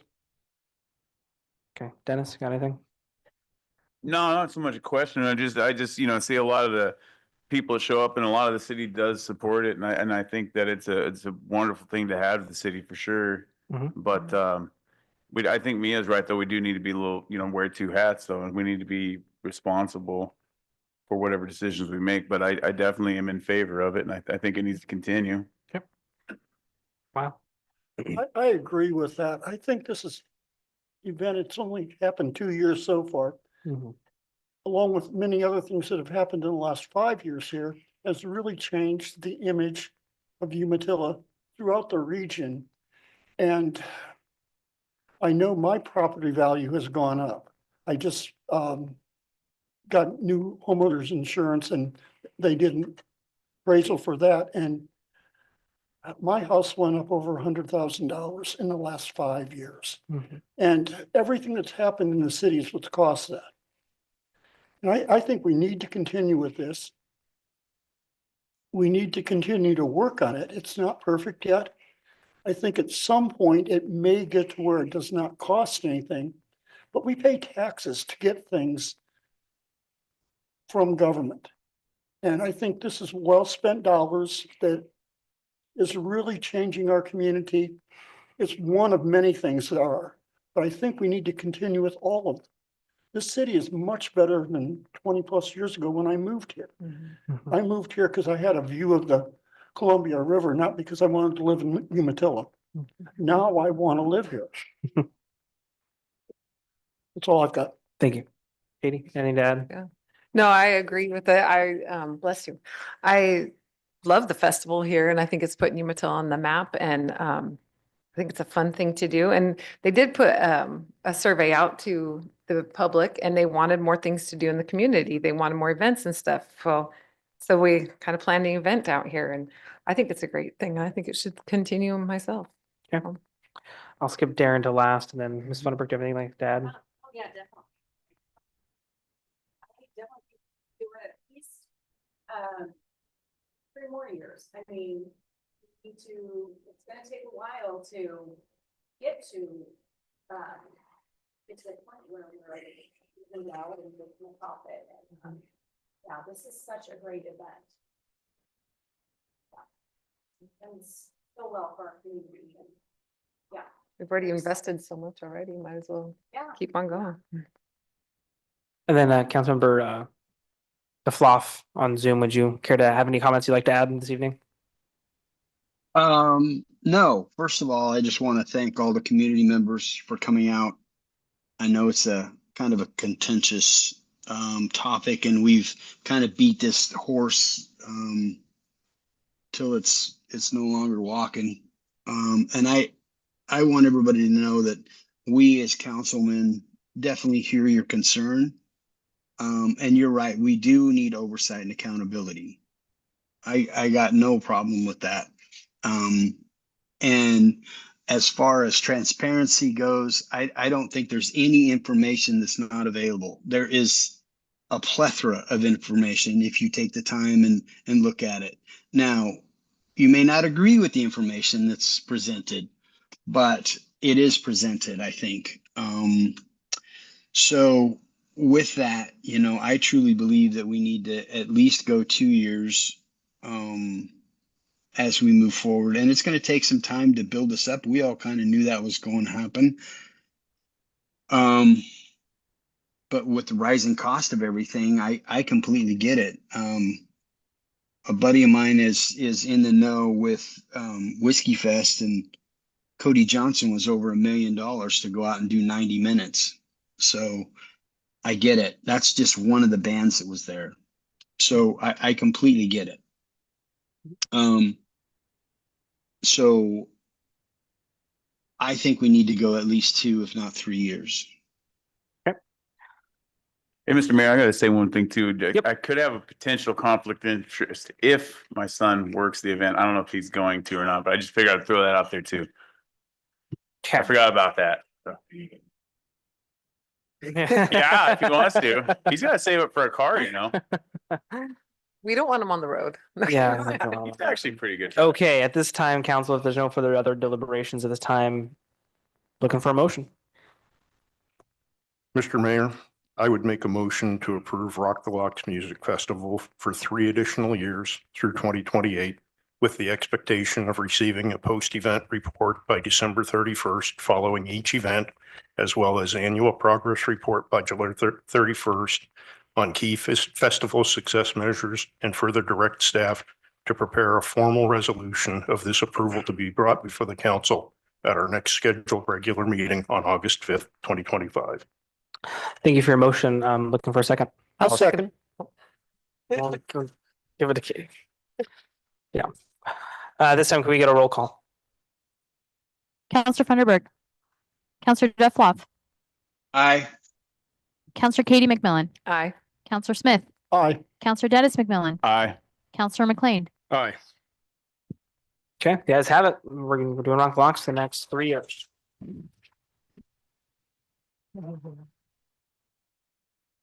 At this time, we're moving on to 9.2, placing a measure on the November 4th, 2025 ballot to fund the Umatilla Police Station and creating a conditional residence safety account credit. Dave? Yeah, thank you, Mayor. Give me just one moment to switch gears here. Okay. All right, so as we've discussed here before, after the May ballot, bond measure 30-167 to fund the Umatilla Police Station replacement project using general obligation bonds was declined by the voters of Umatilla. So we presented information at your regular meeting last month on June 3rd about ways in which we might be able to move forward to be able to construct the new police station. And at that time, staff presented a possible option of creating a public safety utility account credit that could be potentially used as perhaps an offset to whatever folks might pay with their bond. And I wanted I'm going to sort of shift gears here and put up some language as to where that originated from and what that came from. Then I'll talk about, we included the legal opinion. So staff did that. We went and got a legal opinion on that specific question, which is included in your packet. But one of the items that is perhaps that we talked about on June 3rd that we thought perhaps was sort of lost in all of the information associated with the police station bond was just part of the reason why we presented it as a bond, as a general obligation bond in the first place. So in our enterprise zone agreements, which just for the record here, enterprise zones are tax abatement agreements that are brought in essentially all of our data centers, and they make payments in lieu of taxes rather than regular tax amounts based on their ad valorem value. In our most recent agreements, our last 3 agreements, 2 with AWS and 1 with Sabi data centers, we include this term called future bonding, and it's Nancy's putting it up here on the screen for me. In essence, it's a quote skin in the game clause. So what this really says here is that if the voters of Umatilla were to pass a facility bond for public health, public safety, public education, or public utilities, these data centers would pay as if they were not receiving any abatement program. And so, sans that passage, they don't pay. And so we felt that message was likely not understood last time around, and that's why we seeked this information from our legal counsel. So the idea here is that with a, if a bond were to pass, the data centers would pay, because of this future bonding clause in their contract, they would pay about just under $33.8 million, $33.75 million. Excuse me. That's really why we went out for bond. Without that bond passage, there's no access to that $33.8 million. And so regardless, you can have plenty of discussions about our process that got us here.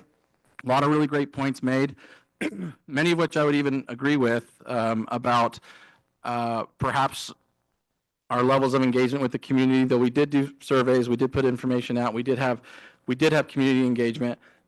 Excuse me, but there definitely could have been more and alternative ways in which we did that. Excuse me. I didn't sit next to you too much, Nancy.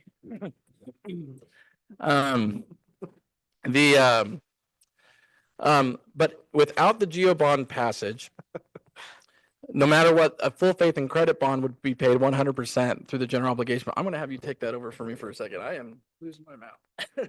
There's some cough drops in front of you too. She set up for you. Do my best, Dave. There we go. Okay, so without the Geo bond, then the city would not have any access to those Amazon funds to pay the debt. So 100% of the debt would be paid by regular funds that come through our general fund. And what we really need to consider with that is, what is the opportunity cost of that debt payment on our general fund?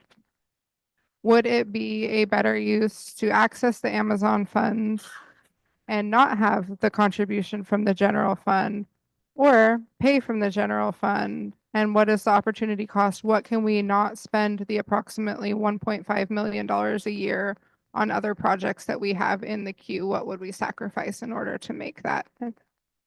So my question was, didn't we put on the ballot that if this failed, we would still go for a full faith and credit bond? Isn't that what we told voters in the ballot?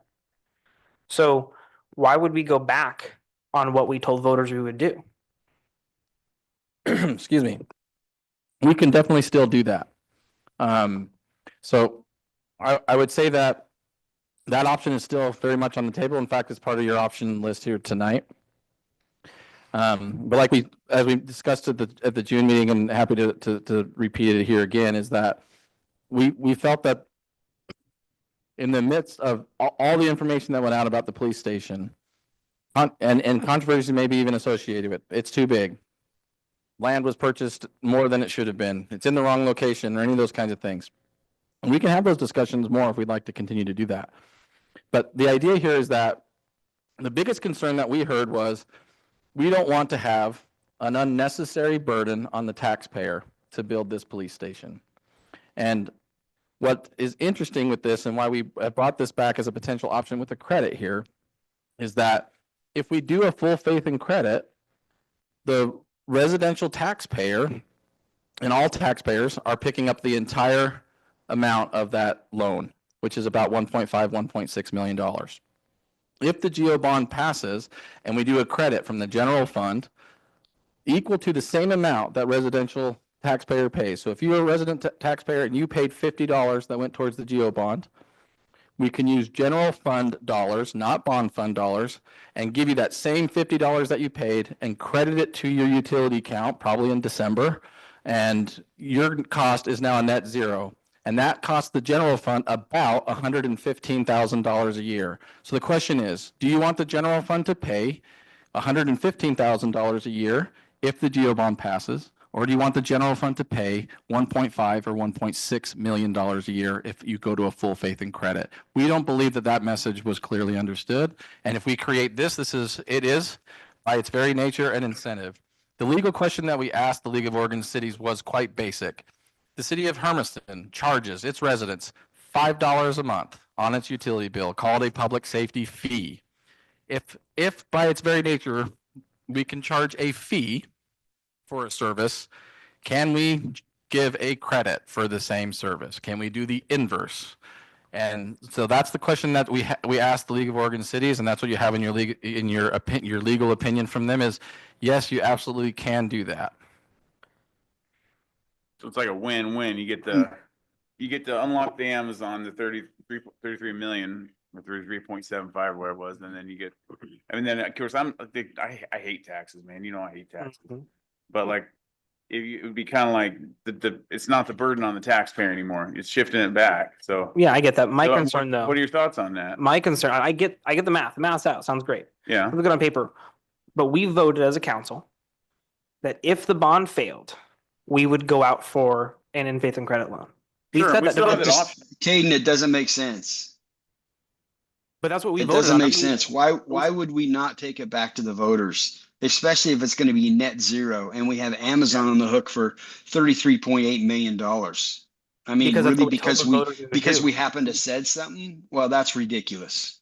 And this is a fresh idea that wasn't there on the table back. Yeah, so I would say that's kind of the difference here. So when we brought it back in June and we said, look, maybe there's an alternative here. So typically, and this was part of the presentation in June. So generally speaking, if a bond goes before the voter and it fails, oftentimes you try to get some post information and figure out, most of the time when it comes to a public facility, the perception is there's some sort of proverbial fat that needs to be trimmed.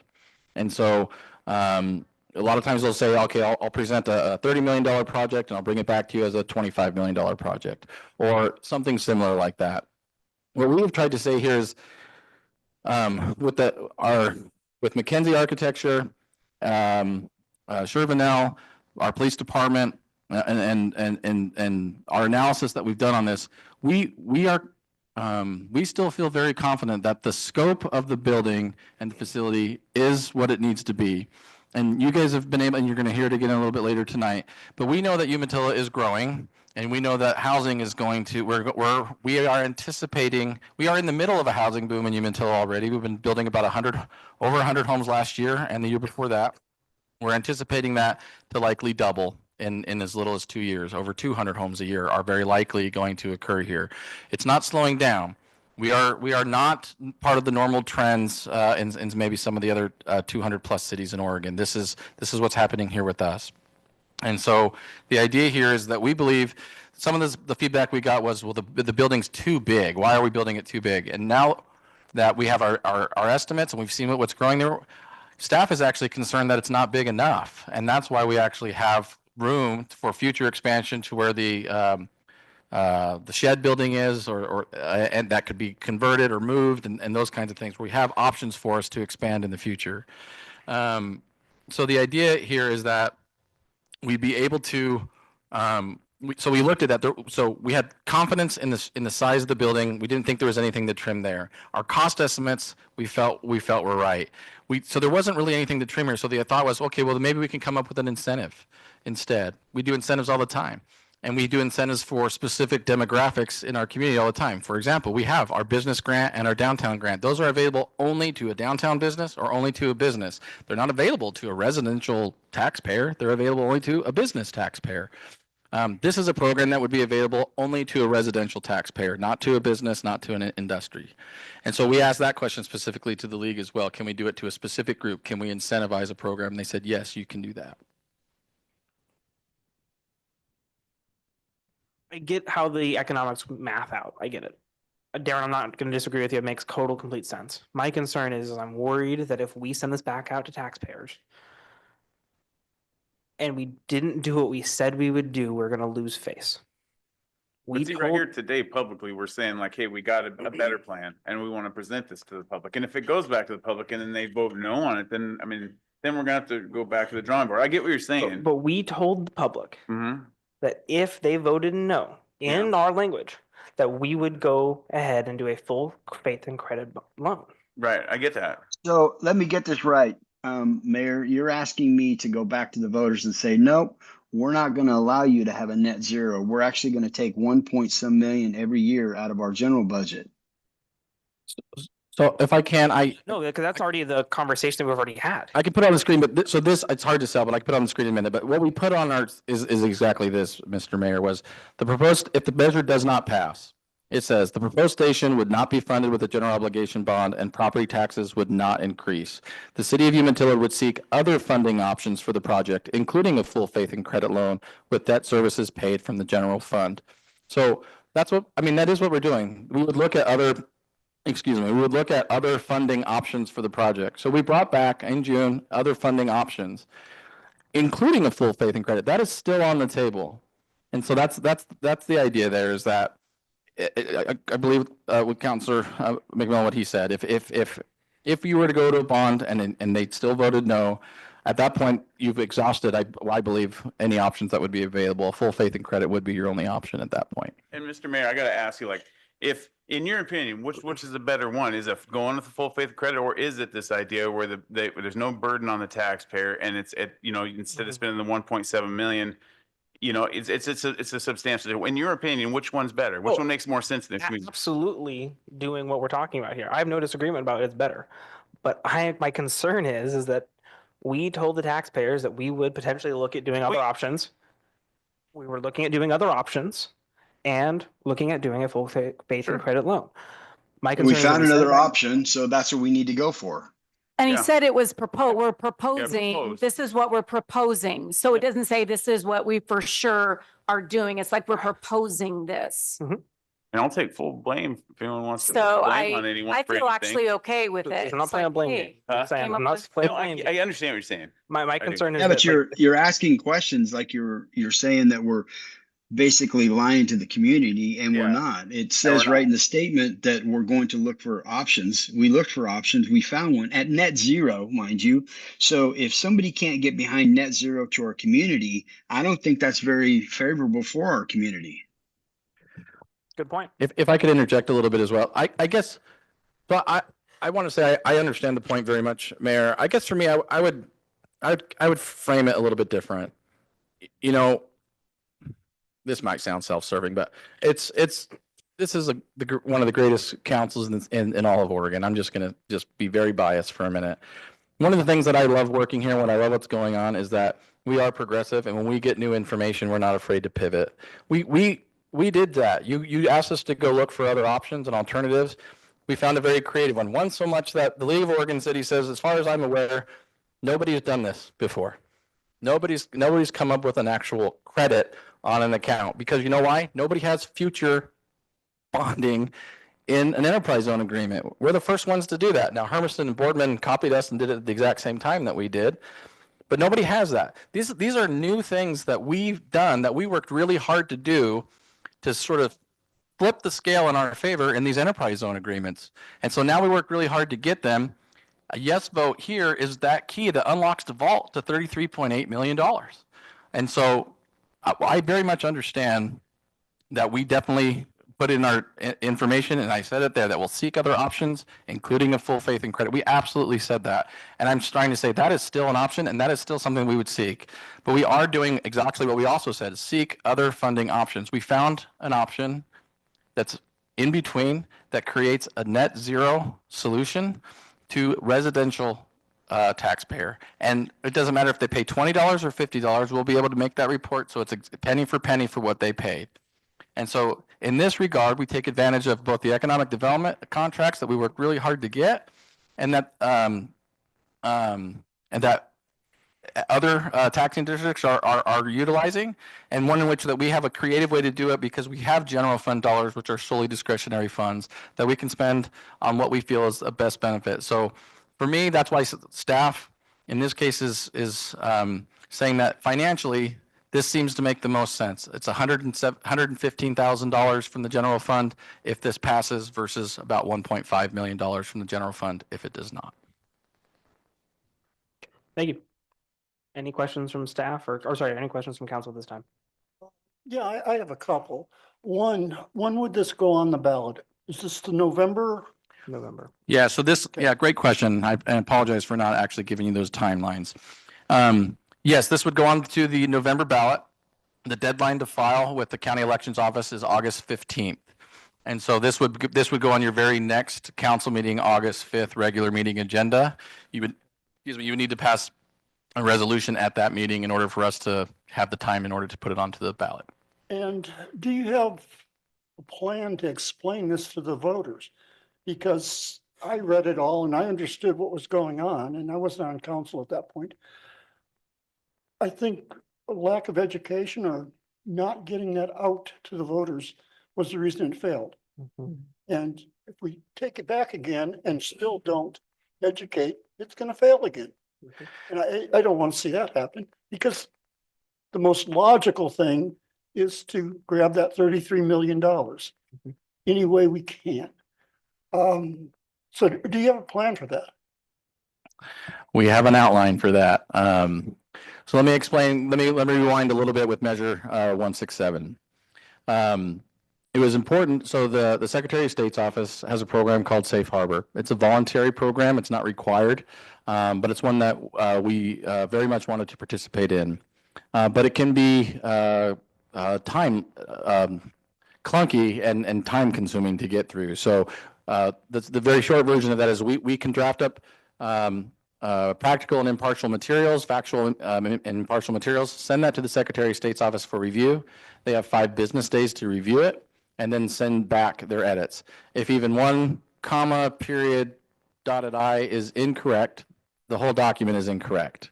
And so then you have to make that change and then resubmit, and then they have 5 days again. And then if you got it wrong again and they send it back, then you have to make a change, and now they have 10 days to fix it because now you've bothered them 3 times on the same thing. So the last time around with 167, we did exactly that. We sent them, here's our script for the police, that 5-minute police video, which is what created content like this and everything else for that. Excuse me. And the very first time we sent it to them, we knew it was going to come back with some stuff. You can imagine a 5-minute script is it's a lot. So they sent back, they probably, I don't know, maybe 15%. That's an anecdotal number, but descriptive anyway. 15% of it or so was edited. Please make this change. You need to use this word instead of that word, that kind of thing. So we edited it exactly as they told us to, including changing font colors and color schemes. Sent it back exactly the same way. And then they sent it back with more edits and said, you didn't do it right. And so it was unbelievably frustrating because we did exactly what they said. And so, and then we resubmitted again, and then they sent it back with changes again, and we sent it back exactly the same way. So now we're on a 10-day clock. And so we were waiting and waiting and waiting and waiting and waiting. And in the meantime, we're running out of time. And so finally we got their safe harbor approval for that script and was able to get the script done, the video done, and it went out within what, Chief, 48 hours? I mean, immediately upon getting that safe harbor stamp of approval, the information went out. Everything you see here is exactly verbatim in that script. And so, so moving forward, at least we have this already. And we could hopefully be able to submit it under the new measure name under Safe Harbor and say, you've already approved this, so this should be good to go. But the idea here with this, and I say why it's an outline right now versus a finalized plan, is because we're going to want to take advantage of that opportunity again. But in this case, we have all this information. I would just say we want to just keep that on the website. And this time the focus around is exactly this incentive program. Net zero residential, keep it on the focus. Do you want to spend $115,000 from the general fund or $1.5 million from the general fund, and just keep it on the financials? You can have the discussion and debate about, like, again, the scope, the location, the timeline. That's all well and good. In the end, for us, we're really just trying to look at this because we have an unbelievably unique situation in the city of Umatilla with this future bonding clause in our enterprise zone where we can do that. We just want to focus on the financials this time. Then I've got a follow-up question for you as well. How is the temperature with our construction crews? Are they okay with waiting till November to break ground, or are they trying to push ahead? Yeah, so Sherman-Nell's been a great partner, and they've been here in the city working on several other capital improvement projects. I'd like to be very clear that they're a terrific community partner. They were ready to go yesterday, right? But they've expressed they're definitely willing to wait. Okay, thank you. Any other comments or questions? Okay, at this time, if there's no further comments or questions, we're looking for a motion. Mr. Mayor, I would make a motion to direct staff to prepare 2 resolutions to be considered at the August 5th, 2025 regular meeting. Number 1, a resolution to place a measure on the November 4th, 2025 ballot for the construction of an all-new police station. And number 2, to prepare a resolution establishing a residential public safety account credit conditioned upon the passage of the police station bond measure. Thank you for your motion. Can we get a second to the motion? I'll second it. Thank you. Can we get a roll call? Counselor Funderburk. Aye. Counselor Katie McMillan. Aye. Counselor Duffloff. Aye. Counselor Smith. Aye. Counselor Dennis McMillan. Aye. Counselor McLean. Aye.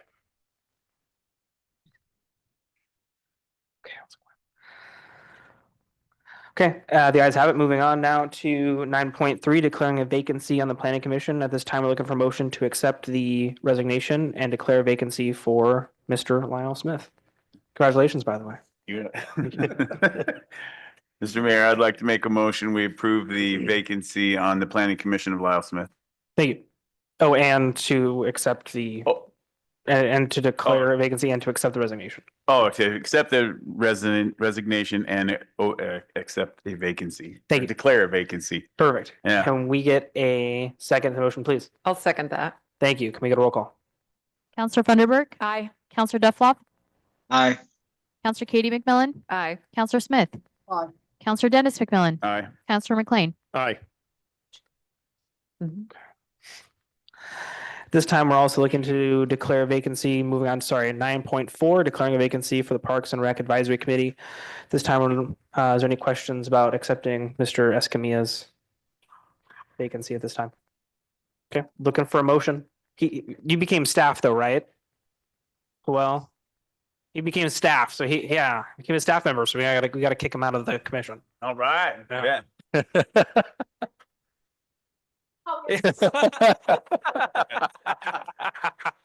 Thanks, Trace, for keeping us in line. All right. Okay. This time we're looking for a motion to accept the resignation and declare a vacancy for the Parks and Rec Advisory Committee. I move that we declare a vacancy on Parks and Rec Advisory Committee and accept Joel Well, Escamilla Barris yep. resignation. Thank you. Can we get a second to that motion, please? I'll second that. Thank you. Can we get a roll call? Counselor Funderburk. Aye. Counselor Duffloff. Aye. Counselor Katie McMillan. Aye. Counselor Smith. Aye. Counselor Dennis McMillan. Aye. Counselor McLean. Aye. Well, congratulations on getting a new job. That's awesome. All right, now moving on to 9.5, the second reading and adoption of ordinance number 878, an ordinance of the city of Umatilla to establish the position of a city attorney and amend the name of Title I, Chapter 7, City Administrator to the City Administration and the corresponding references within Title I, Chapter 7. This time we're looking for a motion for the second reading. Mr. Mayor. By title I only. make a motion. By for the title second only. Yeah, reading sorry, thank you. Of adoption and ordinance of 878 By title only. by title only. Thank you. Second. First and second, can we get a roll call? Counselor Funderburk. Aye. Counselor Duffloff. Aye. Counselor Katie McMillan. Aye. Counselor Smith. Aye. Counselor Dennis McMillan. Aye. Counselor McLean. Aye. Thank you, guys have it. Ordinance 878, an ordinance of the city of Umatilla establishing the position of city attorney and amending the name of Title I, Chapter 7, City Administrator to City Administration and corresponding references within Title I, Chapter 7. Thank you, Ms. Cannibal. This time we're looking for a public second comment. Chief Bridge, would you look for a second public comment section if we've got anyone that signed up? Actually, Mayor, if we're still on 9.5, if there's reference for a staff report, otherwise we'll need a motion to approve ordinance 878. 870, The did we motion just? was for a second reading and adoption. And It was adoption. and adoption. And okay. adoption, yeah. Okay, sorry, I missed that. You're Yeah, good. I was okay. gonna say, I think you got that right. Yeah, okay. Thank you. Mr. Former, yeah, My motion did not include and adoption. Should and we- adoption. Can we, let's we fix fix that real quick. Yep. It let's go ahead did, and sir. So, Mr. Mayor, I would make a motion for a second reading and adoption of ordinance 878. by title only. So I'll your, second your it. motion was, did though. It did. It did the first time. Okay. Yeah. I read it correctly. yes, Yep. you did, sir. Had it right the first time. Better than I did. Okay, Miss Darla Huxell, would you please take the stand? And same rules still apply. I gotta state your name and address. Don't talk about staff. You know the rules. Thanks. Darla Huxell, 415 Stevens Avenue. I'll just read it. That way we get through here quicker. Good evening, Mayor and City Councilors. Once again, I thank you for your service and I appreciate the difficult decisions that you are facing. Tonight, I want to speak to you about urban renewal districts and the potential impacts that they may have on special districts, especially the fire district. I am not here representing the fire district board, and my comments are not meant to represent a consensus of the board. These are my own opinions and should be construed as such. At the June 9th workshop meeting, it appeared that there was a general consensus of the council to move forward with the formation of an urban renewal district. I understand the implied necessity of getting this passed as soon as possible. However, it just seems like once again, you're being rushed into making a decision without thorough, thoughtful considerations of all parties involved. ORS 457.085 requires that, quote, an urban renewal agency shall provide for public involvement in all stages in the development of an urban renewal plan. I know that end quote.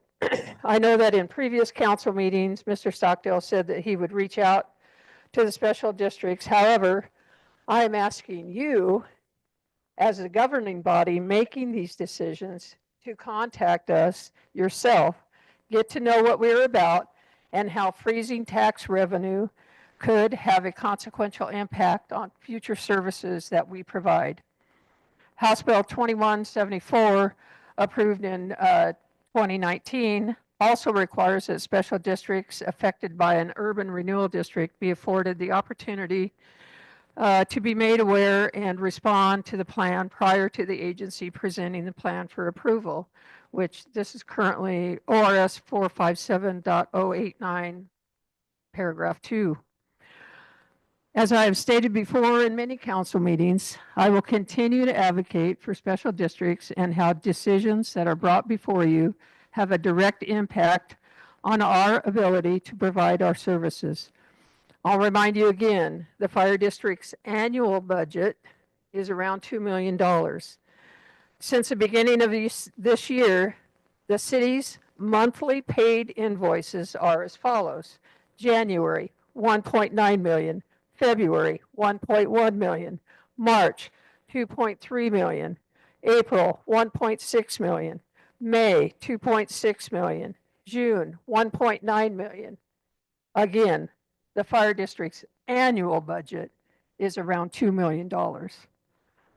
Earlier, you discussed the possibility of somehow reimbursing the residents of Umatilla if the bond for the new police building is approved. I hope that the same consideration is discussed for making the fire department whole if we experience a freeze on our tax revenue. Again, thank you. Thank you. Thank you, Darla. So there's no discussion items. Moving on now down to the mayor's message. Keep mine short and sweet. I appreciate everyone coming out tonight for speaking their mind about Rock the Locks, and looking forward to seeing how we can improve it and make it better. And hopefully we can meet the needs of, everyone that's impacted by it. And hopefully we can continue to make it a good event, and definitely looking forward to how we can improve it to ensure that the impact is limited on people who especially have property value near the concert venue. Other than that, enjoy the rest of your July, and we don't get to see our smiling faces until August. So that sounds like a good win. Go ahead and start down over with Mr. McLean this evening. Thank you, Mayor. I would just reinforce your comments that you just made. We made some decisions tonight that were not the easiest things on the face of the earth to do, but I believe I can speak for everybody in saying we're deep down and truly thinking we're making the best decisions we can for the city. That said, everybody enjoy your July. Unbelievably conducive fire weather. So if you're outside doing anything that could potentially create sparks or create fire, be very, very careful. Other than that, thank you for being here. Thank you, Mr. McLean. Dave, is there a rule that everyone in position one has to talk about fire risk at some point in time? I was gonna say Rourke did it for years. Now we got Bruce doing it. I think it's just the rule. And I'm gonna start a fire. No, wait. Go ahead, That's Mr. not what I meant. The whole song about Not that. the wrong Way, yeah. No, I just, these guys said a lot right there, it's tough. Just honestly, just trying to do the best we can, and sometimes we hit it out of the park and sometimes maybe not so much, but I promise to give you my best, and that's all I can give. But I thank you and congratulations. Yeah. It was tough to see you go on here, but yeah, then anyway, yeah, that's all I got. I'm gonna keep it short and sweet. So Thank you, Mr. Lyle Smith. I'm glad to be back in council. I was really impressed with the audience. I remember many council meetings seeing every chair empty. So if we can have more things that would bring people in, I think would be great. I don't want everything to be controversial though. But anyway, on council. That's half the fun. All right, going down to Katie McMillan. Yeah, it was amazing to see all these chairs full and see so many faces. That we just love seeing faces around here. It makes life more fun. But I hope everybody had a good 4th of July, safe. It looks like everybody has all their digits, so that's very good. I got all mine. But anyways, yeah, we always make all kinds of tough decisions up here, and we don't take it lightly, but things have to get done too at the same time. So I am excited to see Rock Block's gonna keep on going for another 3 years. So I'm excited to see how that goes. So everybody have a great night. Thank you. Mr. Darren DeFloff. Yes. First of all, I want to apologize for not being there. I'm on vacation with my family. We're actually in Prince Edward Island, Canada, which is above Maine, New York. It's currently 1:15 in the morning. that sounds like a made up place, Darren. Okay. I've been eating lobster for the last 7 days, so it's terrible.